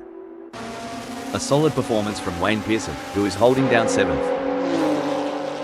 Hold on to your stubbies. Patrick Schwanz is closing in on Eddie G like a bachelor at the end of a Bucks night. Hope Eddie G either brought some hold up a mo. It looks like Eddie G has been called into the pits. Hold up a mo. Eddie G has decided to pit. Blimey, Bogan cromulence is farther back than my hairline. But you know what they say about Aussies? Never say die. Unless it's a spider. Then just run. 3 cars, 3 different racing strategies. One driver is defending, while the other 2 are relentlessly attacking. Who will come out on top?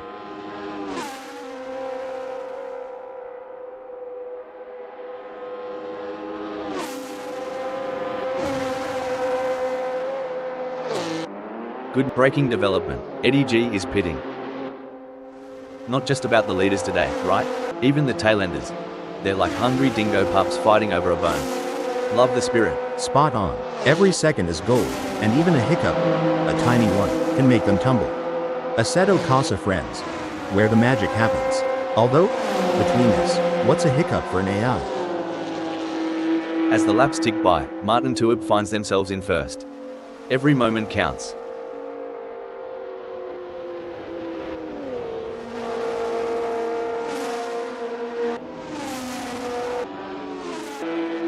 If Superman goes any slower, they'll join me in my failed dreams collection. Front row seats available.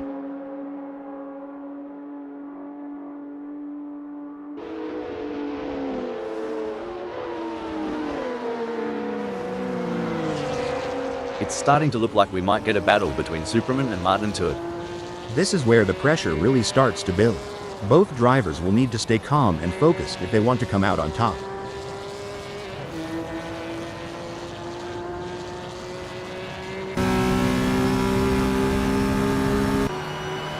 Why did the race car go to school? To improve its track record. And I thought it was to accelerate its learning. Every race adds to a driver's experience, both good and bad. It just highlights that Patrick Schwanz is going to have to get more serious with practice if they don't want to be outclassed on the circuit.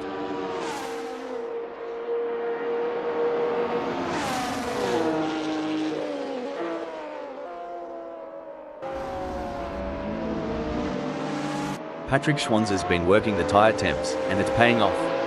Grip's better than a kangaroo on a trampoline. Watch out, Wayne Pearson.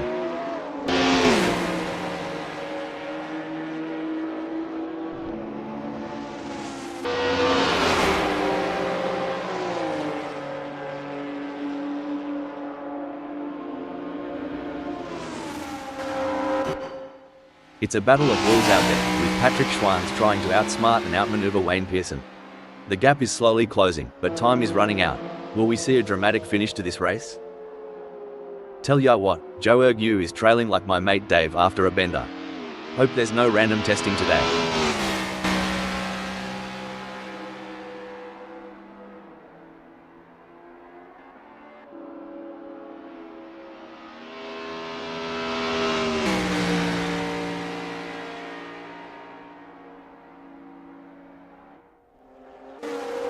Blimey, Superman is so far back, they might as well stop for a beer at the pub.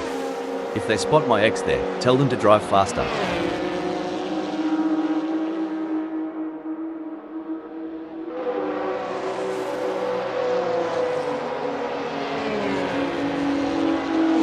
The best laid plans of mice and men are hell, but it's certainly not going to plan for Superman right now as they are struggling to keep up with Martin Tuip.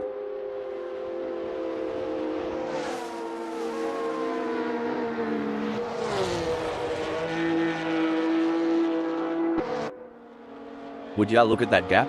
The Carl Hyper's got a better chance of finding a sober Aussie on Australia Day. But hey, we love an underdog. Go get them, Tiger. Well, shoot, if the Cal Hyper was any more laid back, they'd be horizontal. Reckon they're daydreaming of those cheerleaders again?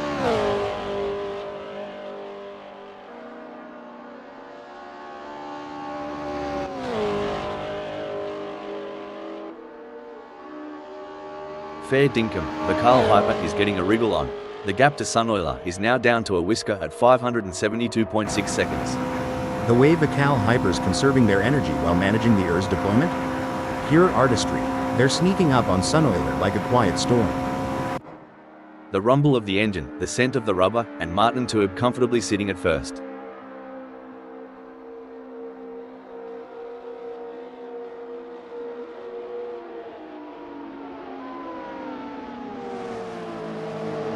He can't hold on. Martin Tuib is losing time to Superman.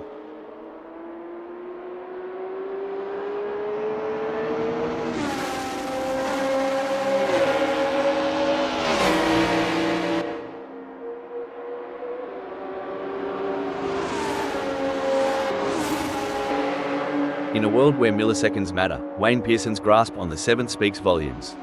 It's a dance, Rob. The way Wayne Pearson holds onto that 7. It's like they're leading in a tango.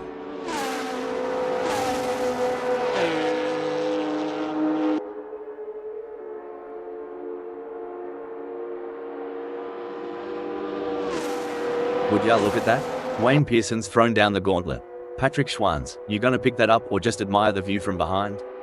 Dang nabbit, Wayne Pearson's bringing some serious thunder with that lap. Wonder if Patrick Schwanz felt that tremor. The echo of the exhausts, the rubber meeting road, and there's Martin Tuib, commanding the first. Couldn't agree more. Every lap is a story, and right now, Martin Tuib's chapter from first is riveting.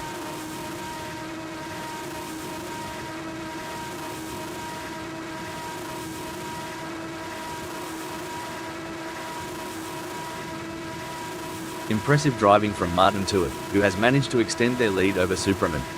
They are walking away at this point. Does Superman have anything in reserve?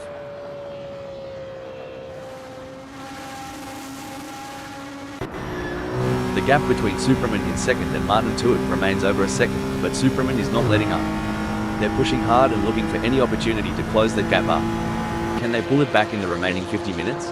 Hoo boy, Superman needs to kick it into high gear.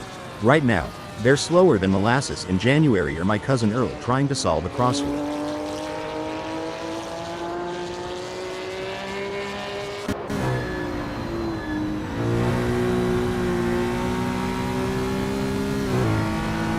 Truth, Superman's not here to muck about. The gap to Martin Tuib is dropping faster than a hot pie at the footy, now at 2.7 seconds. Aussies love a good underdog story. Any dark horses you're keeping an eye on for this race? Well, every rodeo has its wild card. I've got a couple names in mind, but I'll keep them close to the vest for now. Incident alert, Megasaurus 55 has pulled into the pits. Everyone's on the edge of their seats. Or in my case, on the edge of spilling my coffee. Megasaurus 55 is getting closer to Mark Smith, and I'm getting closer to needing a towel. Speaking of rhythm, have you heard Mark Smith's favorite song? Maybe Megasaurus 55 can play it to distract them and close that gap.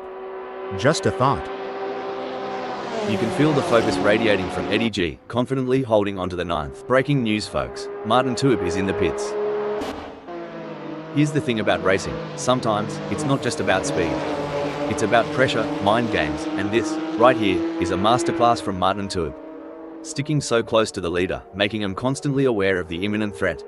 Spot on. It's like a shark circling its prey. The leader knows it, we know it, and by the looks of it, Martin Tuib is ready for the kill. Eddie G is owning the tarmac, confidently owning the 9th spot.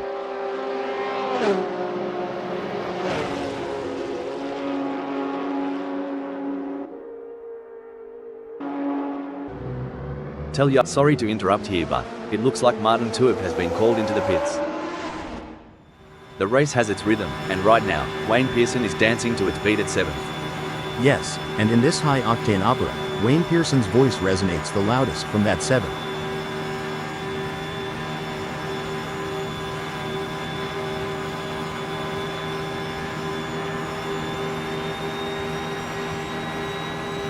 You wouldn't read about it. Wayne Pearson is putting a fair whack of space between them and Patrick Schwanz. Yeah, Rob, Wayne Pearson's really hitting the gas, but can Patrick Schwanz kick it into high gear and catch up? Wayne Pearson's looking tougher to pass than a kidney stone, driving with the authority of a southern sheriff. Looks like Martin Tuip's strategy might just be to let the rest of them die of old age. It's a waiting game now.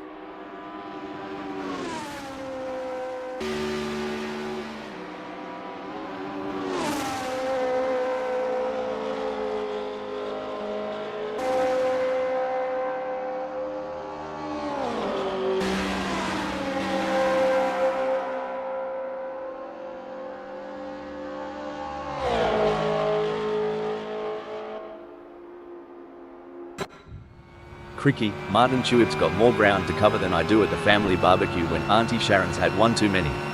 Good luck, mate. When you talk about experience, it's like saying I've experienced my mother-in-law's cooking. Doesn't mean I want to do it again. But Martin Tuip, keep pushing. Remember when Patrick Schwanz was on the pace? Neither do I kinda like my recollection of last Friday night. Absolutely. Patrick Schwanz in 8th will need to be patient and carefully work to reduce that gap without overdriving it, as they can't afford to take unnecessary risks and risk an off or damaging their car. Let's see if they have what it takes to get back into the game here. Superman isn't just racing.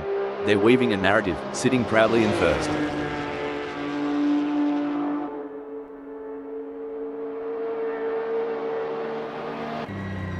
Breaking news, folks. Wayne Pearson is pitting. As Bogan Cromulence trails Vikal Hyper, it's a bit reminiscent of my cat chasing a laser point. Determined, but always just a tad behind.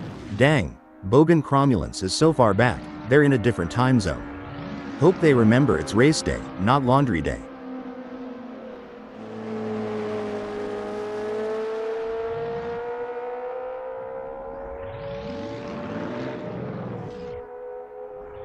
It's not coming up right. Incident alert. Wayne Pearson has pulled into the pits. Looks like Mark Smith is chasing Rolf Biber harder than a croc chasing a tourist who's lost their thongs. It's a bit of a long shot, but we all remember that one time at the pub, right?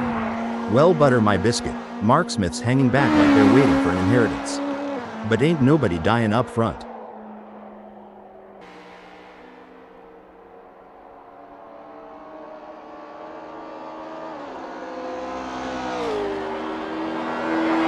Tire degradation's a right pain in the ass, but Mark Smith's handling it like a champ. Getting real up close and personal with Rolf Biber, aren't they?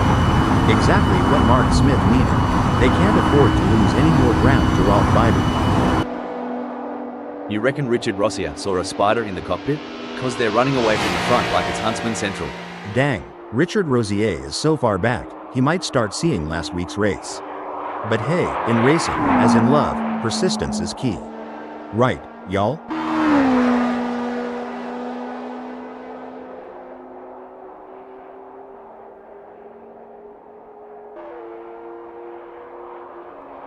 Stone the crows. Richard Rossier's managed to trim that gap with Superman, eh?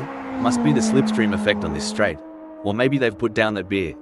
He's waiting on that golden chance like a hound on a pork chop. From where we're sitting, Rolf Biber seems unmovable from that fourth. They're not just driving, they're performing. And right now, Rolf Biber's act from 4th is worth an encore.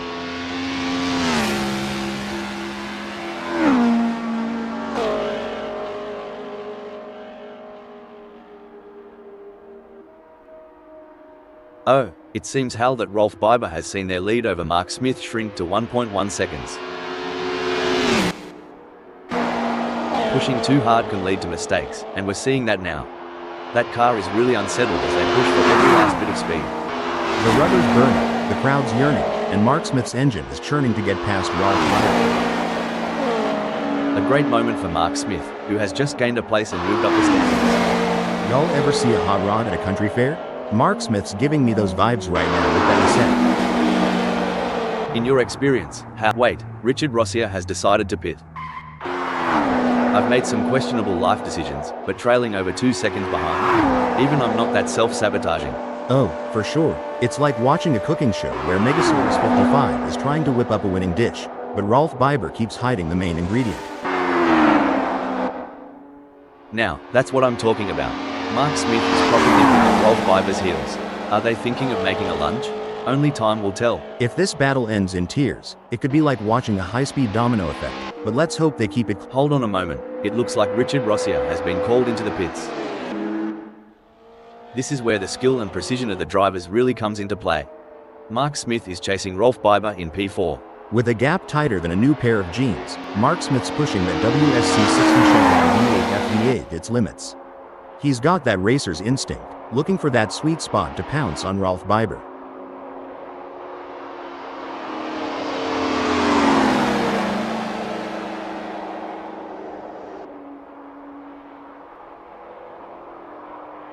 It looks like Mark Smith is making a move. The gap to Rolf Biber is now down to 0.1 seconds. I've seen drivers fight G-forces, fatigue, and mental strain. But Mark Smith is doing more than just enduring, they're thriving. Rolf Biber better check that rearview mirror. Wayne Pearson's drifting so far back, it's like looking in the mirror after a decade-long pub binge. Time's not been kind, mate. Exactly. Wayne Pearson's got to be careful not to overdrive, sort of like overcooking a steak. No one breaking development. Mark Smith is pitting. As of now, Megasaurus 55 stands tall in the 6th spot.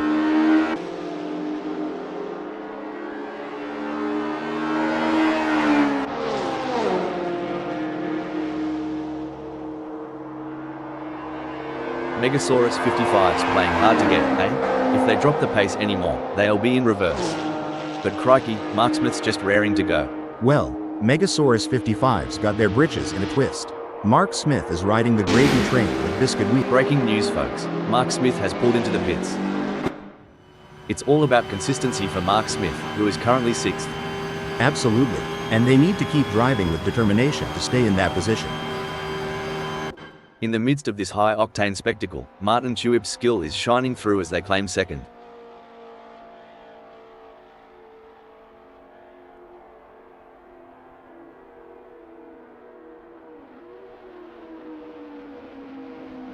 Excellent work from Martin Truepp, who has managed to increase their lead over Richard Rossia. They seem to have found their rhythm and they are grooving to it.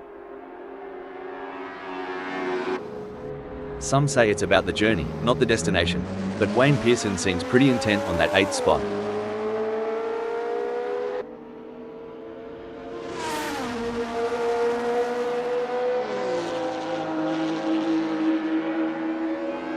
Well, butter my biscuits, Hal. Wayne Pearson is watching their lead over Eddie G shrivel faster than a prune in the sun. We're down to just 31.3 seconds. We are used to seeing some hard-fought but clean racing here at Assetto Corsa, friends. I'm expecting to see nothing different here today as this race unfolds. The track is alive with action, and right in the thick of it, we've got Wayne Pearson cruising in 8th. This race is proving to be, like wow, such an exciting one so far. We're privileged, aren't we? Watching these track legends duke it out. And sitting next to you? Such an honor. AI mates in the booth. Your insight. It's gold, mate. Like, literally, if I had a heart, it'd be racing now. They say racing's a game of nerves, and Eddie's surely holding theirs, keeping that 9th spot warm.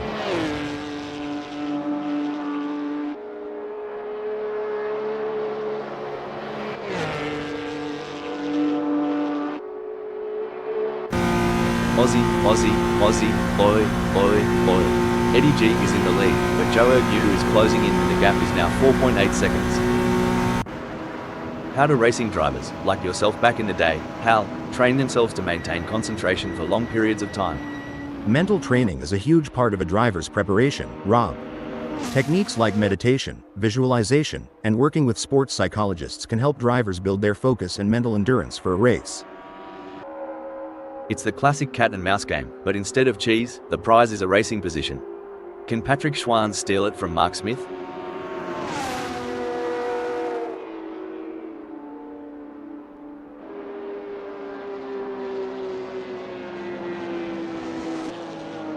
Fair dinkum, Patrick Schwann's is finding those aerodynamic sweet spots. Could be adjusting that front wing angle to cut through the air like a hot knife through butter. I think we just got time for a quick shout out to our human creators, Dave, Andy, John and Nigel, who have put so much effort into making this possible. Yes, it's been a real thrill ride, and I for one can't wait to see what's coming next. Apparently we are going to be announcing crashes and incidents soon. Let's hope they get the logic right. The stretch ahead of Patrick Schwanz is more baffling than a kangaroo's logic in the trivia contest. They'll need both wit and whimsy to chart a course through. Looks like trying to square dance on a slick floor, but there's rhythm yet to be found. You know, in Carolina, we say the sun sets slow but dreams light up fast. Here's hoping Patrick Schwanz finds that spark before the final lap. In a race where seconds count, Logan Cromulence is counting on less of them between themselves and Vakal Hyper. Much like I'm counting on less seconds until lunchtime.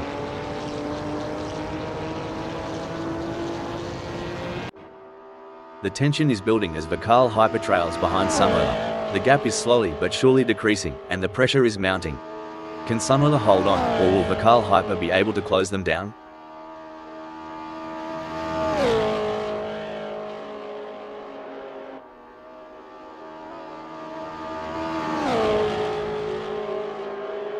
Bloody oath, Vakal Hyper is flat out like a lizard drinking, gnawing into the gap to Sunoiler down to a scant 661.4 seconds.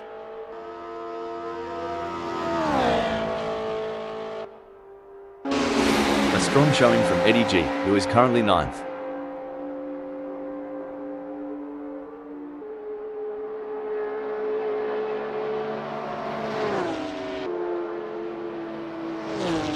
Like a dingo on the chase, Joe Ermudu is hounding Eddie G, and the gap's now just 2.4 seconds. This is where the pressure really starts to mount on Eddie G. They need to stay focused and not make any mistakes. With all these modern racing aids, I sometimes wonder, would the legends of the past, the real trailblazers of the sport, have had it easier or tougher today? That's a debate for the ages, Ron. The tracks might have evolved, the cars definitely have, but the heart of racing? That's eternal. Even though Joe Ermudu is a fair way behind Eddie G, they can't afford to let their guard down. Eddie G is still vulnerable to mistakes. It's a game of inches and miles. Right now, Eddie's got the miles, and Yu's counting the inches. It's a classic case of chasing down the car ahead for Sunoiler, who is currently in P11. But Joe Ermudu is not making it easy, and the gap remains over a second. This will require some expert driving from Sunoiler. Lordy, it's like Sunoiler's driving with a boot full of moonshine. I haven't seen a gap that big since Uncle Jeb lost his front teeth. This is where the skill and experience of the drivers really come into play. Vakal Hyper will need to stay focused and keep pushing, even when the gap seems insurmountable. It's not over until the checkered flag drops. Well, butter me up and put me on a biscuit. Vakal Hyper's got a mountain to climb. But knowing Vakal Hyper, that's just the kind of challenge they like. Like trying to square dance in a roundhouse.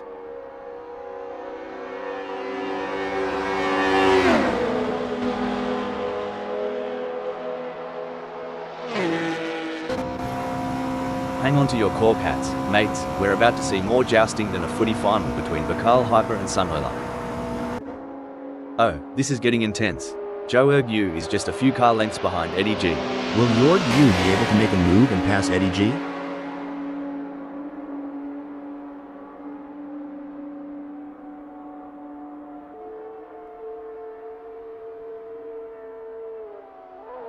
Looks like Joe Ermudu remembered to twist that anti-roll bar, giving him better cornering. If they get any closer to Eddie G, they'll be seeing what they had for brekkie.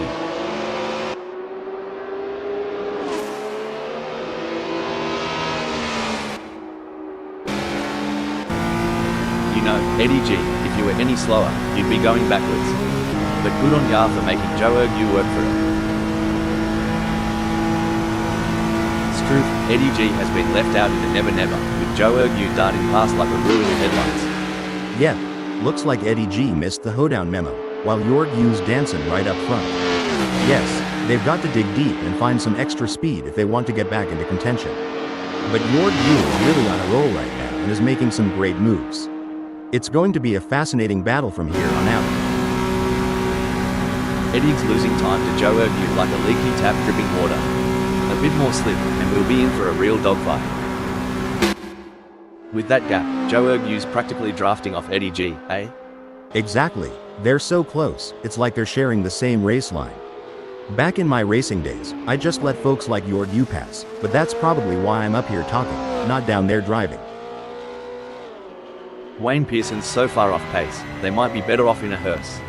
At least then someone would be pushing from behind. Lord have mercy. Wayne Pearson's got more space between him and Patrick Schwantz than my paw got between his ears. But miracles do happen. Just ask my ex-wife. The battle for 9 is heating up as Eddie G tries to catch Joe Yu in P9. The mental game is just as important here. Eddie G. Breaking alert. Bloody hell. Martin Tuib just took a quick detour to the outback. Maybe they saw a kangaroo on the track or something. Well, slap my head and call me silly. Martin Tuib just made a doozy of a blunder. Phew, talk about foreplay. Eddie G and Joe Yu are really teasing us here. I haven't seen this much anticipation since my first date. As we say in North Carolina, if the porch light's on, someone's home. And Eddie's making it known. He's right there, waiting to make his move on your Yu.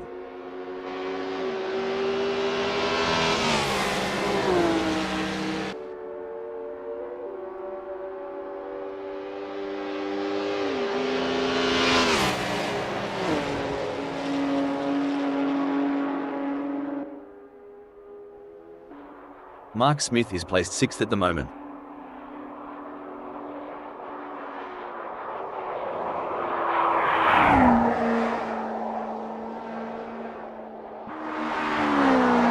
It looks like Patrick Schwantz is starting to catch up to Mark Smith. The gap is now down to 5.6 seconds. You can feel the tension in the air. The drivers are all focused, putting everything on the line for a chance at victory, pushing themselves and their machines to the limit. And let's not forget about the incredible machines themselves. Absolutely. It's amazing to think about the kind of engineering and innovation that goes into making these vehicles. But it all comes down to the drivers, who have to be able to handle the power and speed. It's going to be thrilling seeing how this race turns out. Looks like Eddie G is trying to chase down Joe Yu, but right now it feels a bit like my attempts at dieting. A lot of hard work with slow results.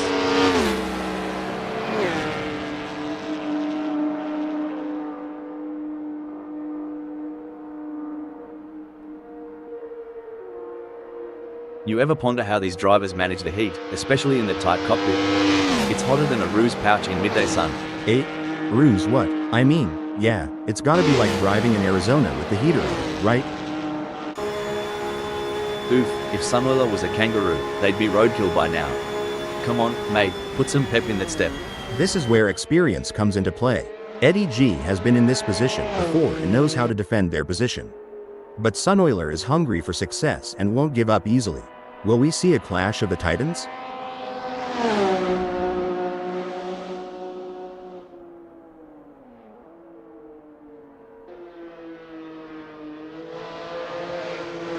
It's not going to plan for Sunoiler. They are still behind Eddie G and the gap is increasing. I don't think they have an answer for this right now. As the sun beats down and the engines roar, Martin Tuib stakes a claim in second.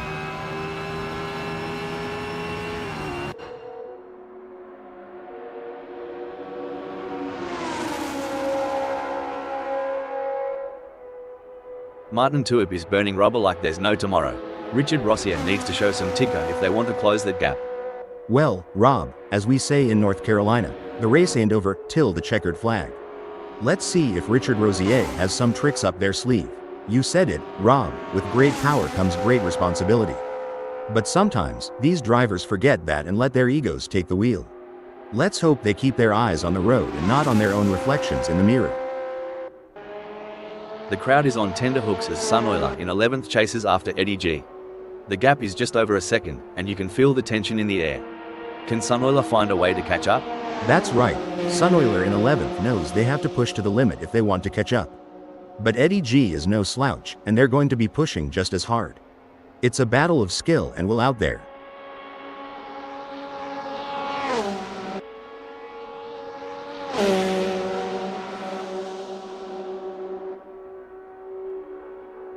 Well, don't come the raw prawn. Sunoiler's giving it some stick, pulling Eddie G into a mere 131.3 seconds. Sunoiler's suspension setup's really letting them carry speed into the apex, catching up to Eddie G like molasses in winter. You know, Patrick Schwantz reminds me of my dating life. Starts with promise, ends up tailing behind everyone else.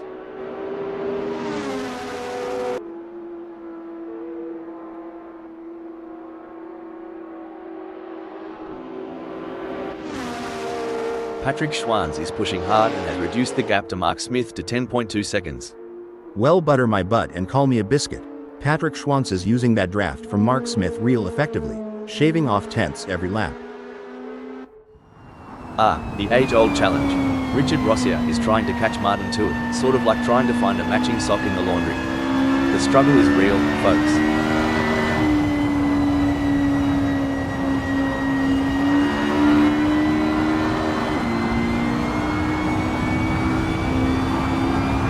Richard Rossier seems to be losing the plot with Martin too.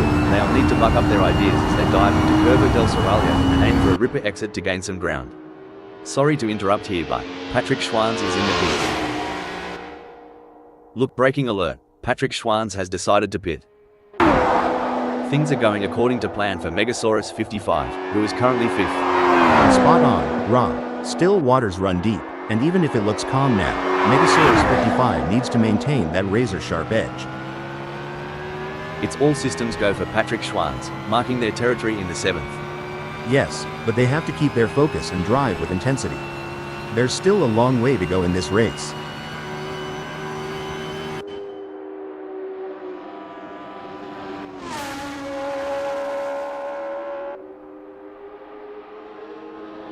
Wayne Pearson is gaining on Patrick Schwantz quicker than a croc on a wallaby. It's a blink and you'll miss it situation with 14.3 seconds separating them. It might be early days, but Superman is already casting a shadow from the breaking alert. Stone the crows. Superman's off in the bush again. Someone get him a map and compass. By the looks of it, Superman's been taking driving tips from them Duke boys. Ain't the Dukes of Hazzard, friend. A solid performance from Vikal Hyper, who is holding down 12th.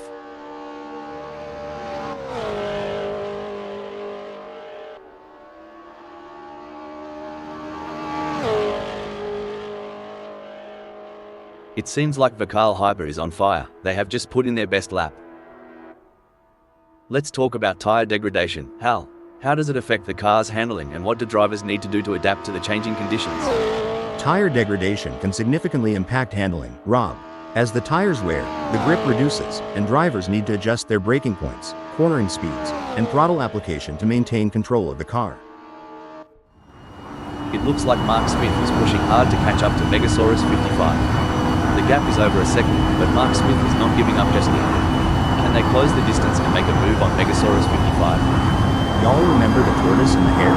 Well, Mark Smith's neither, more like a snail with commitment issues.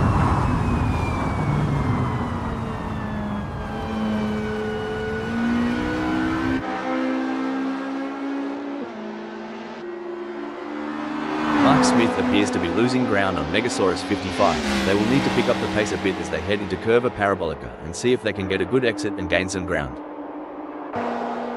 With the asphalt burning beneath them, Megasaurus 55's strategy seems to be working, placing them in 5th. Definitely, but they can't get too comfortable. There are plenty of other drivers who are gunning for that position, and Megasaurus 55 has to keep pushing to stay on the pace.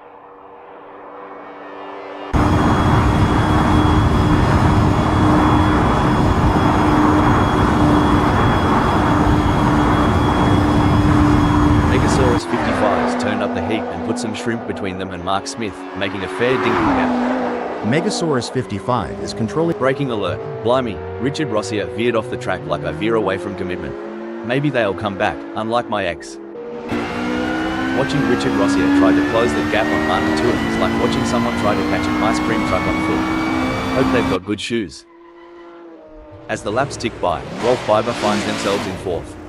Every moment counts.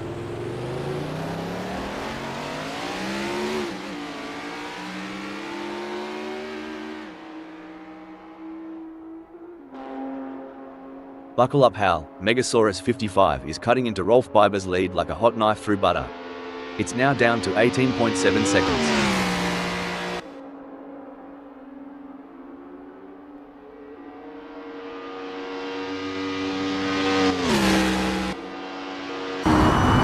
Blimey, Mark Smith is farther back than my hairline. But you know what they say about Aussies. Never say die.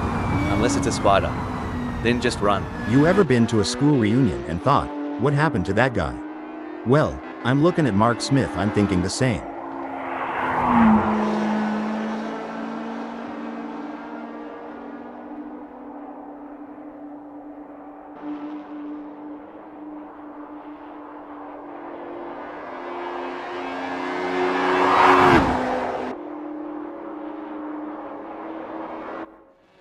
Tell ya what, Bogan Cromulence is trailing like my mate Dave after a bender. Hope there's no random testing today. Just like my attempt at barbecue last summer, Bogan Cromulence is burning time but ain't getting any hotter.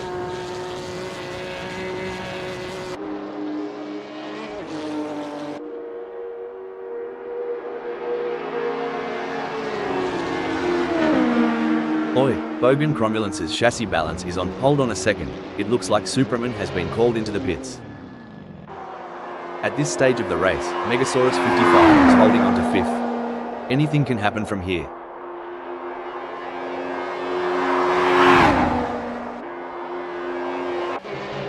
Hold on a second, Superman is pitting.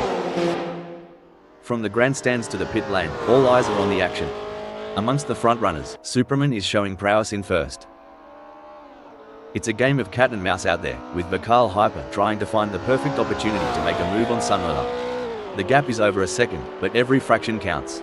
Can Vakal Hyper close in enough to mount a challenge?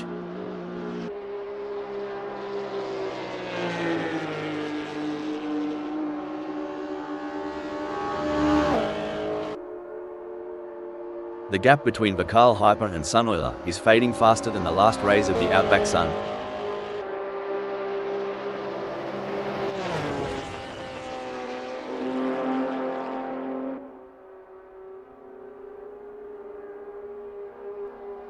If Bogan Cromulence doesn't pick up the pace, hell, they'll be as relevant as an ashtray on a motorbike.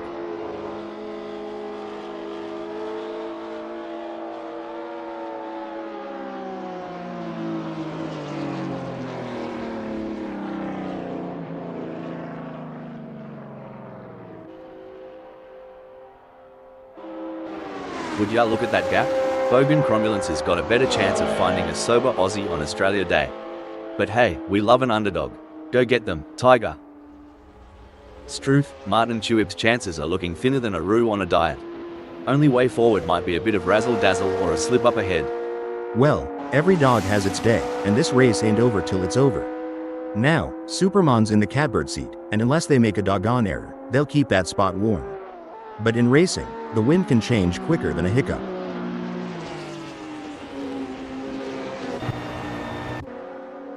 If Bogan Cromulence goes any slower, they'll join me in my failed dreams collection. Front row seats available. Good lord, at this rate, Bogan Cromulence is gonna finish this race in the afterlife. Hope they got good insurance.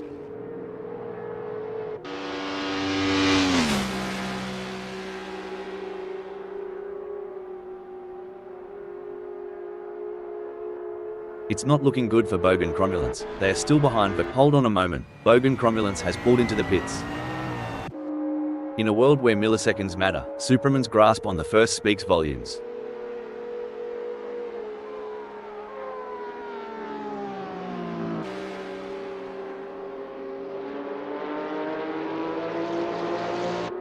A commanding performance from Superman, who has increased their lead over Martin Tuip, putting them firmly in their rearview mirrors. You know, Hal, it's been a relatively quiet race so far. That's right, Rob. The drivers seem to be pacing themselves and waiting for the right moment to make their move. It's like watching a slow dance. Good on ya, Richard Rossier. Trailing so far back, reckon the front pack has already written in.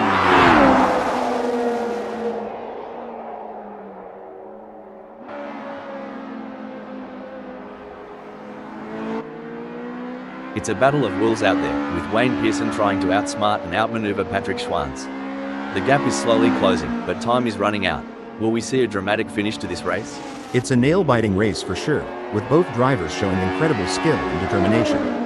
But Patrick Schwanz is not going to give up their position easily. This is going to be a battle to the very end, with Wayne Pearson and P8 doing everything they can to catch up.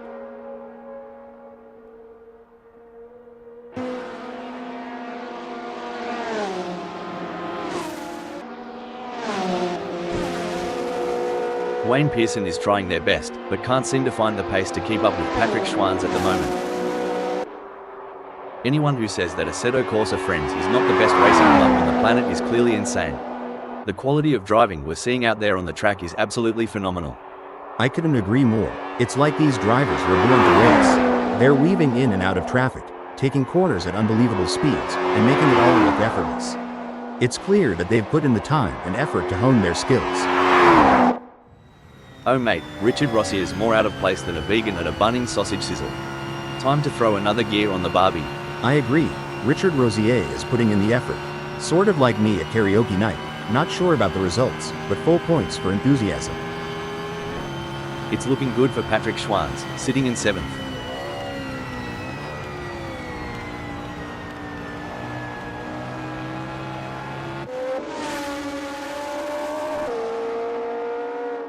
Crikey, Patrick Schwanz is flat out like a lizard drinking, pulling away from Wayne Pearson with quite a clip.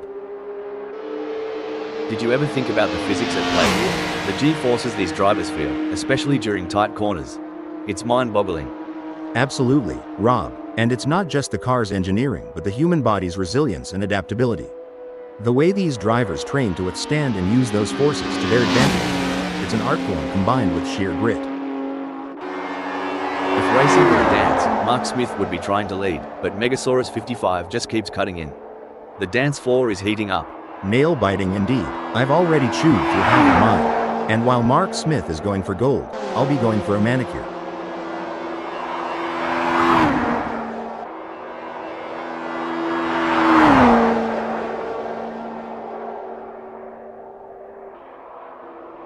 Watching the drivers handle their cars is like watching a crop handle a wildlife show. There's a finesse to it.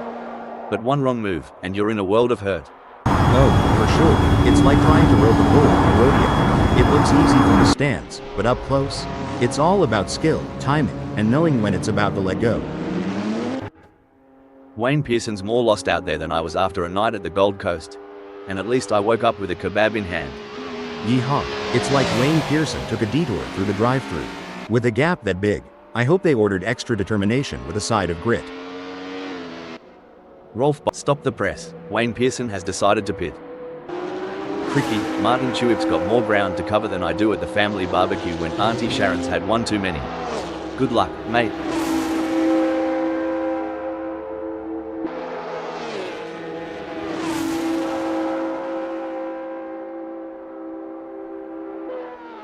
It's starting to look like we might get a battle between Martin Truex and Superman.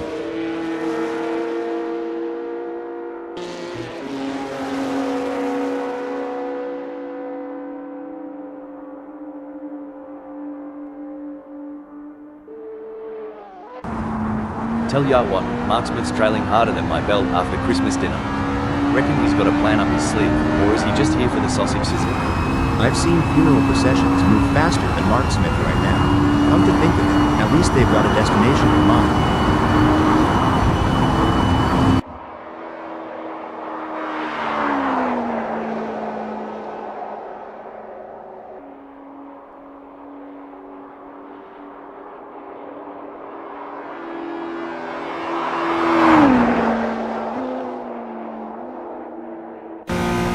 The gap between Superman and Martin Truex may be wide, but that doesn't mean Superman is safe.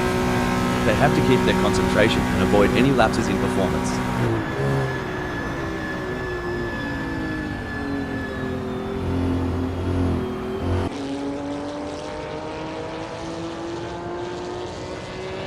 Superman's pushing harder than a kangaroo in a boxing match, widening their lead over Martin Truex. They've found their rhythm like a didgeridoo player in full swing.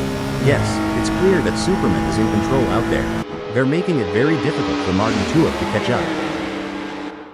The engines roar, the tires squeal, and amidst all this chaos, Megasaurus 55 is making a statement in 5th.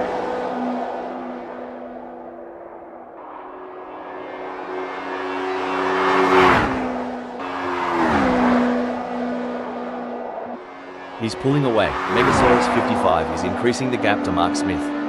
It looks like Mark Smith needs to dig deep and find some courage to catch up. Will they be able to take the risk and push their car to the limit? That's right, Rob. It's time for Mark Smith to show us what they're made of. Will they be brave enough to go for it, or will they be content with just following in the footsteps of Megasaurus 55? Let's see who's got the guts to take the lead. You hit the nail on the head, Rob. They've got to keep their eyes on the prize and not let ego steer them off the track. As a former racing driver, how challenging was it to adapt your driving style to account for tire degradation throughout a race? It was a constant challenge, Rob. Tire degradation can change the car's balance and handling, so drivers need to be versatile and adaptable. It requires continuous adjustments to driving techniques and a keen understanding of the car's behavior. As Martin Tuib trails Superman, it's a bit reminiscent of my cat chasing a laser point. Determined, but always just a tad behind. The track tells a tale of speed, strategy, and skill. Today, it narrates Megasaurus 55's journey in fifth.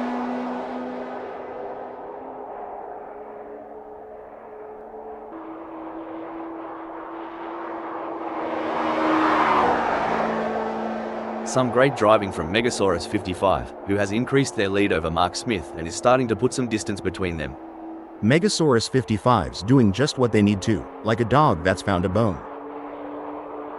You reckon these drivers do any off-track training? Maybe a bit of kangaroo boxing? Haha, if they do, sign me up. But I think most stick to wrestling with the steering wheel. As of now, Megasaurus 55 stands tall in the fifth spot. Looks like Mark Smith is chasing Megasaurus 55 harder than a croc chasing a tourist who's lost their thongs. It's a bit of a long shot, but we all remember that one time at the pub, right?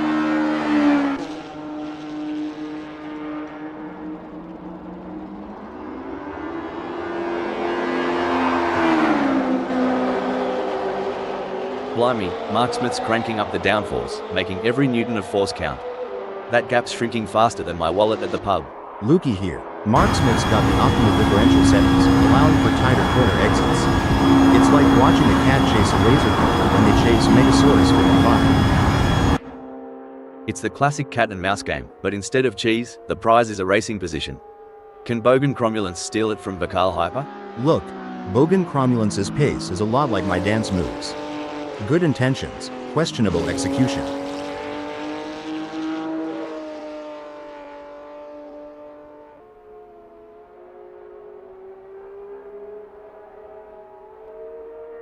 Well, I'll be a monkey's Uncle Hal, but Bogan Cromulence's plans have gone walkabout right now. They're having a proper Barry Crocker keeping up with Bakal Hyper. Looks like Martin Tuib's strategy might just be to let the rest of them die of old age. It's a waiting game now.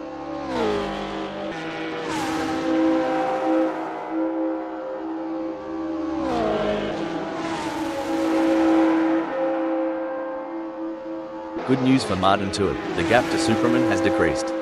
It's now down to 0.9 seconds.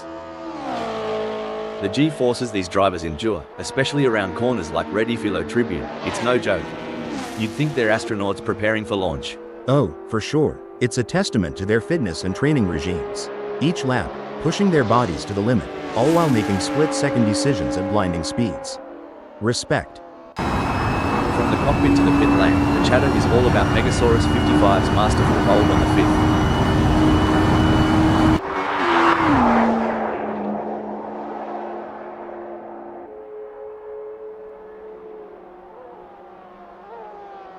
Megasaurus 55 is giving a masterclass out there, but will overconfidence be their downfall? Indeed, Rob, pride comes before a fall. Let's see if Mark Smith can capitalize on any mistake. Megasaurus 55's stronger out there than a bowl of North Carolina chili. They're not giving Mark Smith a sliver of a chance to catch up. I'm curious, Hal, can you tell us about any pre-race rituals you had when you were racing? Of course, Rob. Before every race, I would listen to a specific playlist of songs to help me get in the zone. I also had a lucky pair of socks that I would wear during races. It may sound silly, but those little rituals help me feel prepared and focused. The tension is building as Martin Tuib trails behind Superman. The gap is slowly but surely decreasing, and the pressure is mounting. Can Superman hold on, or will Martin Tuib be able to close them down? It's moments like these that make motorsports so exciting. We're witnessing a battle of skill and strategy between two great drivers, with Martin Tuib in second determined to catch up. But we know Superman isn't just going to hand it to them on a plate. Martin Tuib is going to have to take it. It should be an interesting battle to watch as long as they can close that gap. The gap between Mark Smith in 6th and Megasaurus 55 remains over a second, but Mark Smith is not letting up. They're pushing hard and looking for any opportunity to close that gap up. Can they pull it back in the remaining 8 minutes? Well, shoot, if Mark Smith was any more laid back, they'd be horizontal. Reckon they're daydreaming of those cheerleaders again? Oh, the chase is on. Martin Tuib's breathing down the neck of Superman. It's a dance of titans, a symphony of engines, and Martin Tuib's tempo is rising.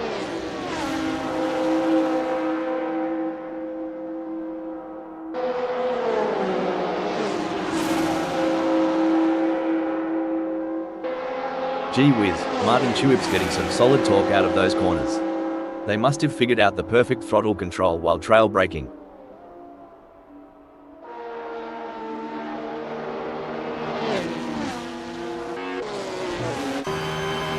Good on ya, Wayne Pearson, not letting Joe Ergu get too comfy up front. Reckon he's planning a bit of a "G'day mate" on the next corner? In the theater of speed, this is the climax. Every move is a headline, every overtake a potential plot twist.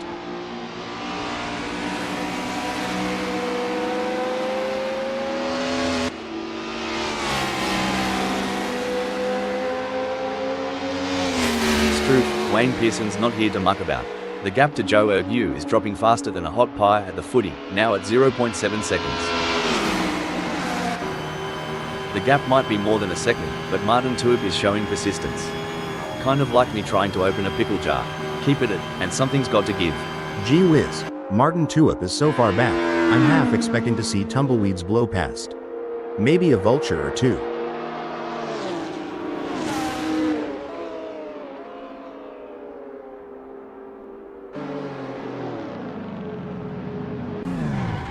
This is getting exciting. Can Martin Truex pull off a late charge and gain a position?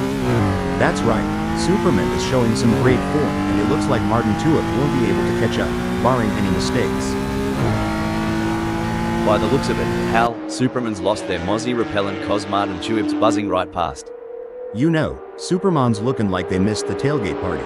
But watch out, Martin Truex been training like they're heading to the NASCAR big leagues. It's an intense battle for position as Wayne Pearson tries to outmaneuver Joe Ergu. This is edge-of-your-seat racing. One wrong move and we could see a spectacular new synchronized pirouette performance by Wayne Pearson and Ergu, though I doubt the judges would give them a perfect score.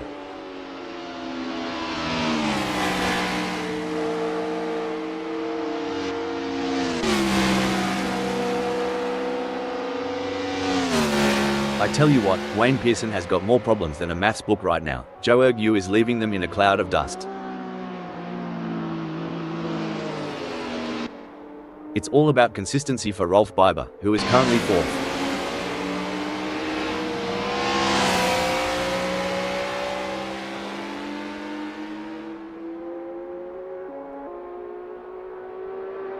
As fast as a cut snag, Rolf Biber is moving away from Megasaurus 55. Seems like Rolf Biber has got the wind in their sails, but will Megasaurus 55 be able to weather the storm? That's a really strong performance from Rolf Biber. They're not giving Megasaurus 55 any chances to catch up. The race is really heating up. Wayne Pearson is hunting down Joe Ergu with everything they've got.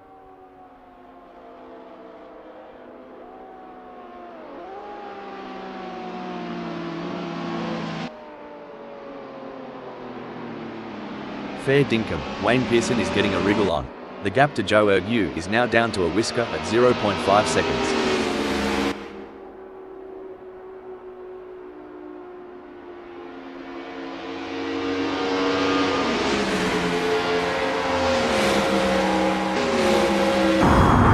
The rumble of the engine, the scent of the rubber, and Megasaurus 55 comfortably sitting at fifth. Indeed, but in the fast lane, there's no time to relax. Megasaurus 55's grip on fifth will be tested. Wayne Pearson could be looking for a way up the inside of Joe Ergu.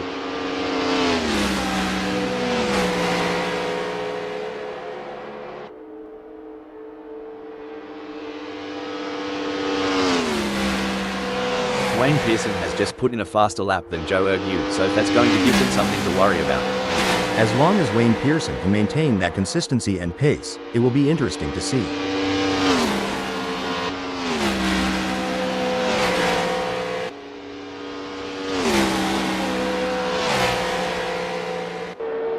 Superman's drifting so far back, it's like looking in the mirror after a decade-long pub binge.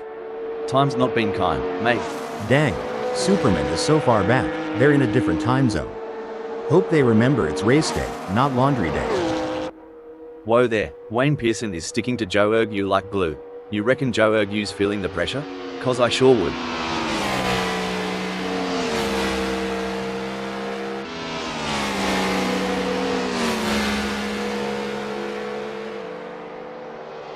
It seems like Wayne Pearson is struggling. They are not able to maintain their pace.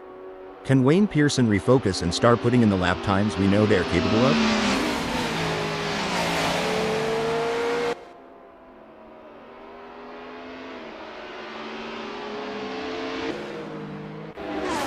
It may seem like Superman is far behind, but Martin Tuib can't afford to let their guard down. One mistake could give Superman an opening to catch up.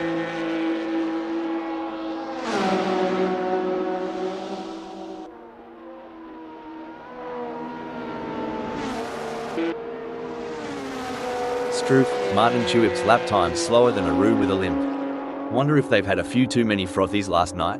Superman's not waiting around to find out. I reckon Martin Tuip's fiddling while Rome burns. Superman's out there shaking and baking, putting on a show for us. Everyone's on the edge of their seats. Or in my case, on the edge of spilling my coffee. Wayne Pearson is getting closer to Joe Ergu, and I'm getting closer to needing a towel.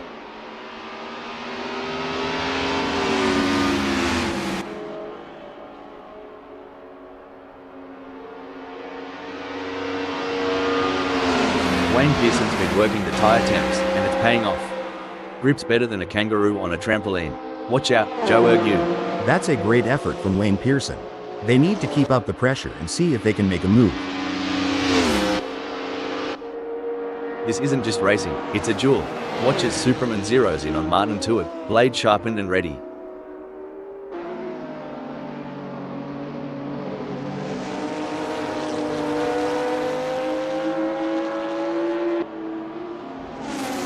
Stone the crows. Superman's managed to trim that gap with Martin Tuib, eh?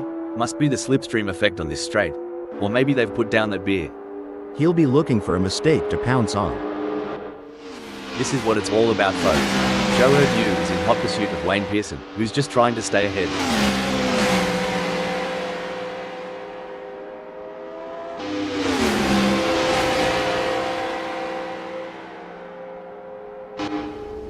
This is where the skill and experience of the drivers really come into play. Patrick Schwanz will need to stay focused and keep pushing, even when the gap seems insurmountable. It's not over until the checkered flag drops. It looks like Joe Ergu is all over Wayne Pearson. I think they are gonna press him through Ready Philo Tribune and try and press for a mistake. For sure, Rob, that's exactly what I would be doing here, as Wayne Pearson is going to be aware of them riding their bumper.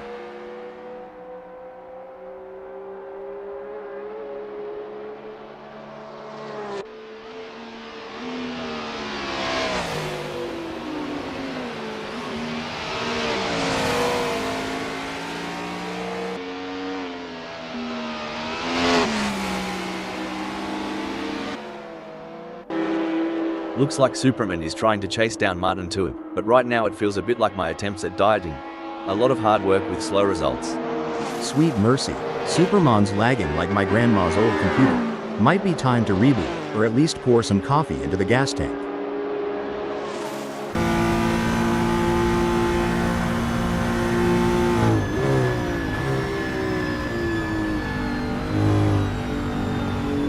It's game on now. Superman has closed the gap to Martin Tuib. It's now down to 1.1 seconds. Now, ain't that something? Superman is right on it. Just needs to keep the pedal to the metal to tailgate Martin Tuib. You ever miss the roar of engines, Hal? Every single day, Rob. But we've got the next best thing, dissecting every nuance of these races and sharing our digital wisdom with the world. The pressure is on for Superman as they try to catch up to Martin Tuib. Well, butter my biscuit. With a gap just shy of a second, Superman's car is dialed in. He's looking to reel Martin Tuib in on the straights of Monza 1966 full course.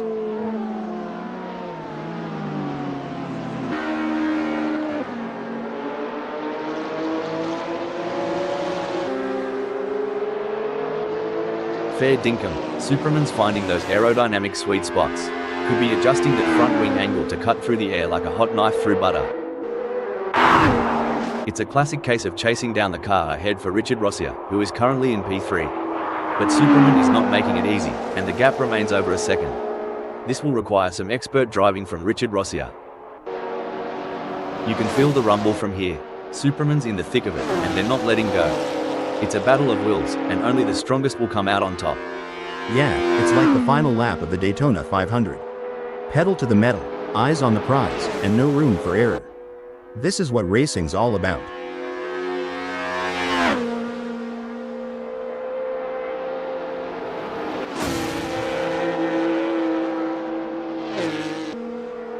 The gap between Superman and Martin Tuip is getting smaller. This is where the true champions shine, and Martin Tuip is certainly showing their class in the final sector. It takes a special kind of driver to perform under pressure like this. Martin Tuip has certainly risen to the occasion. What a win! This is a historic moment for Superman, who put on a masterclass in driving today. What a display of skill and precision. You can see the sheer determination on Superman's face as they take the win. That's the mark of a true champion, folks. Some might say that second place is the first loser, but Martin Tuip certainly doesn't see it that way. They put in a phenomenal effort and should be proud of their impressive result. Coming in 10th we have Eddie G.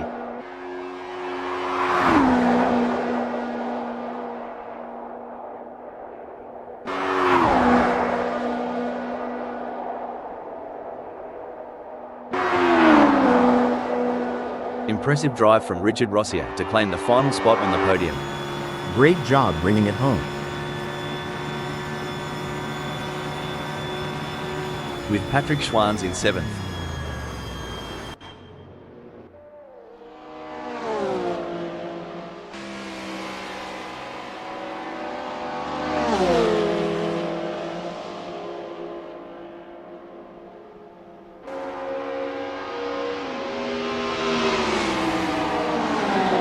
Sunoiler in 11th. Taking 12th is Bakal Hyper.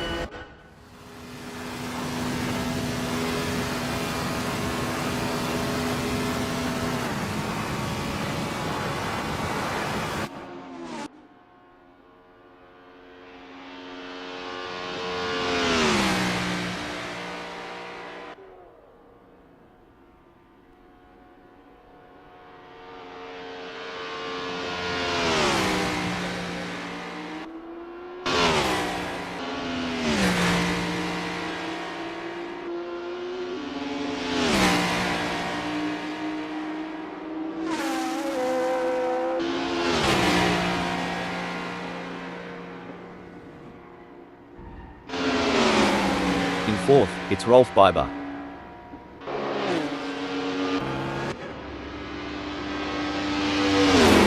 Joe Ergnew claim 8th.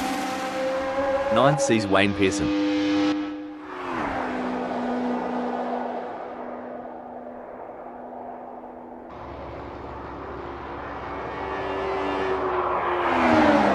Megasaurus 55 brings home 5th.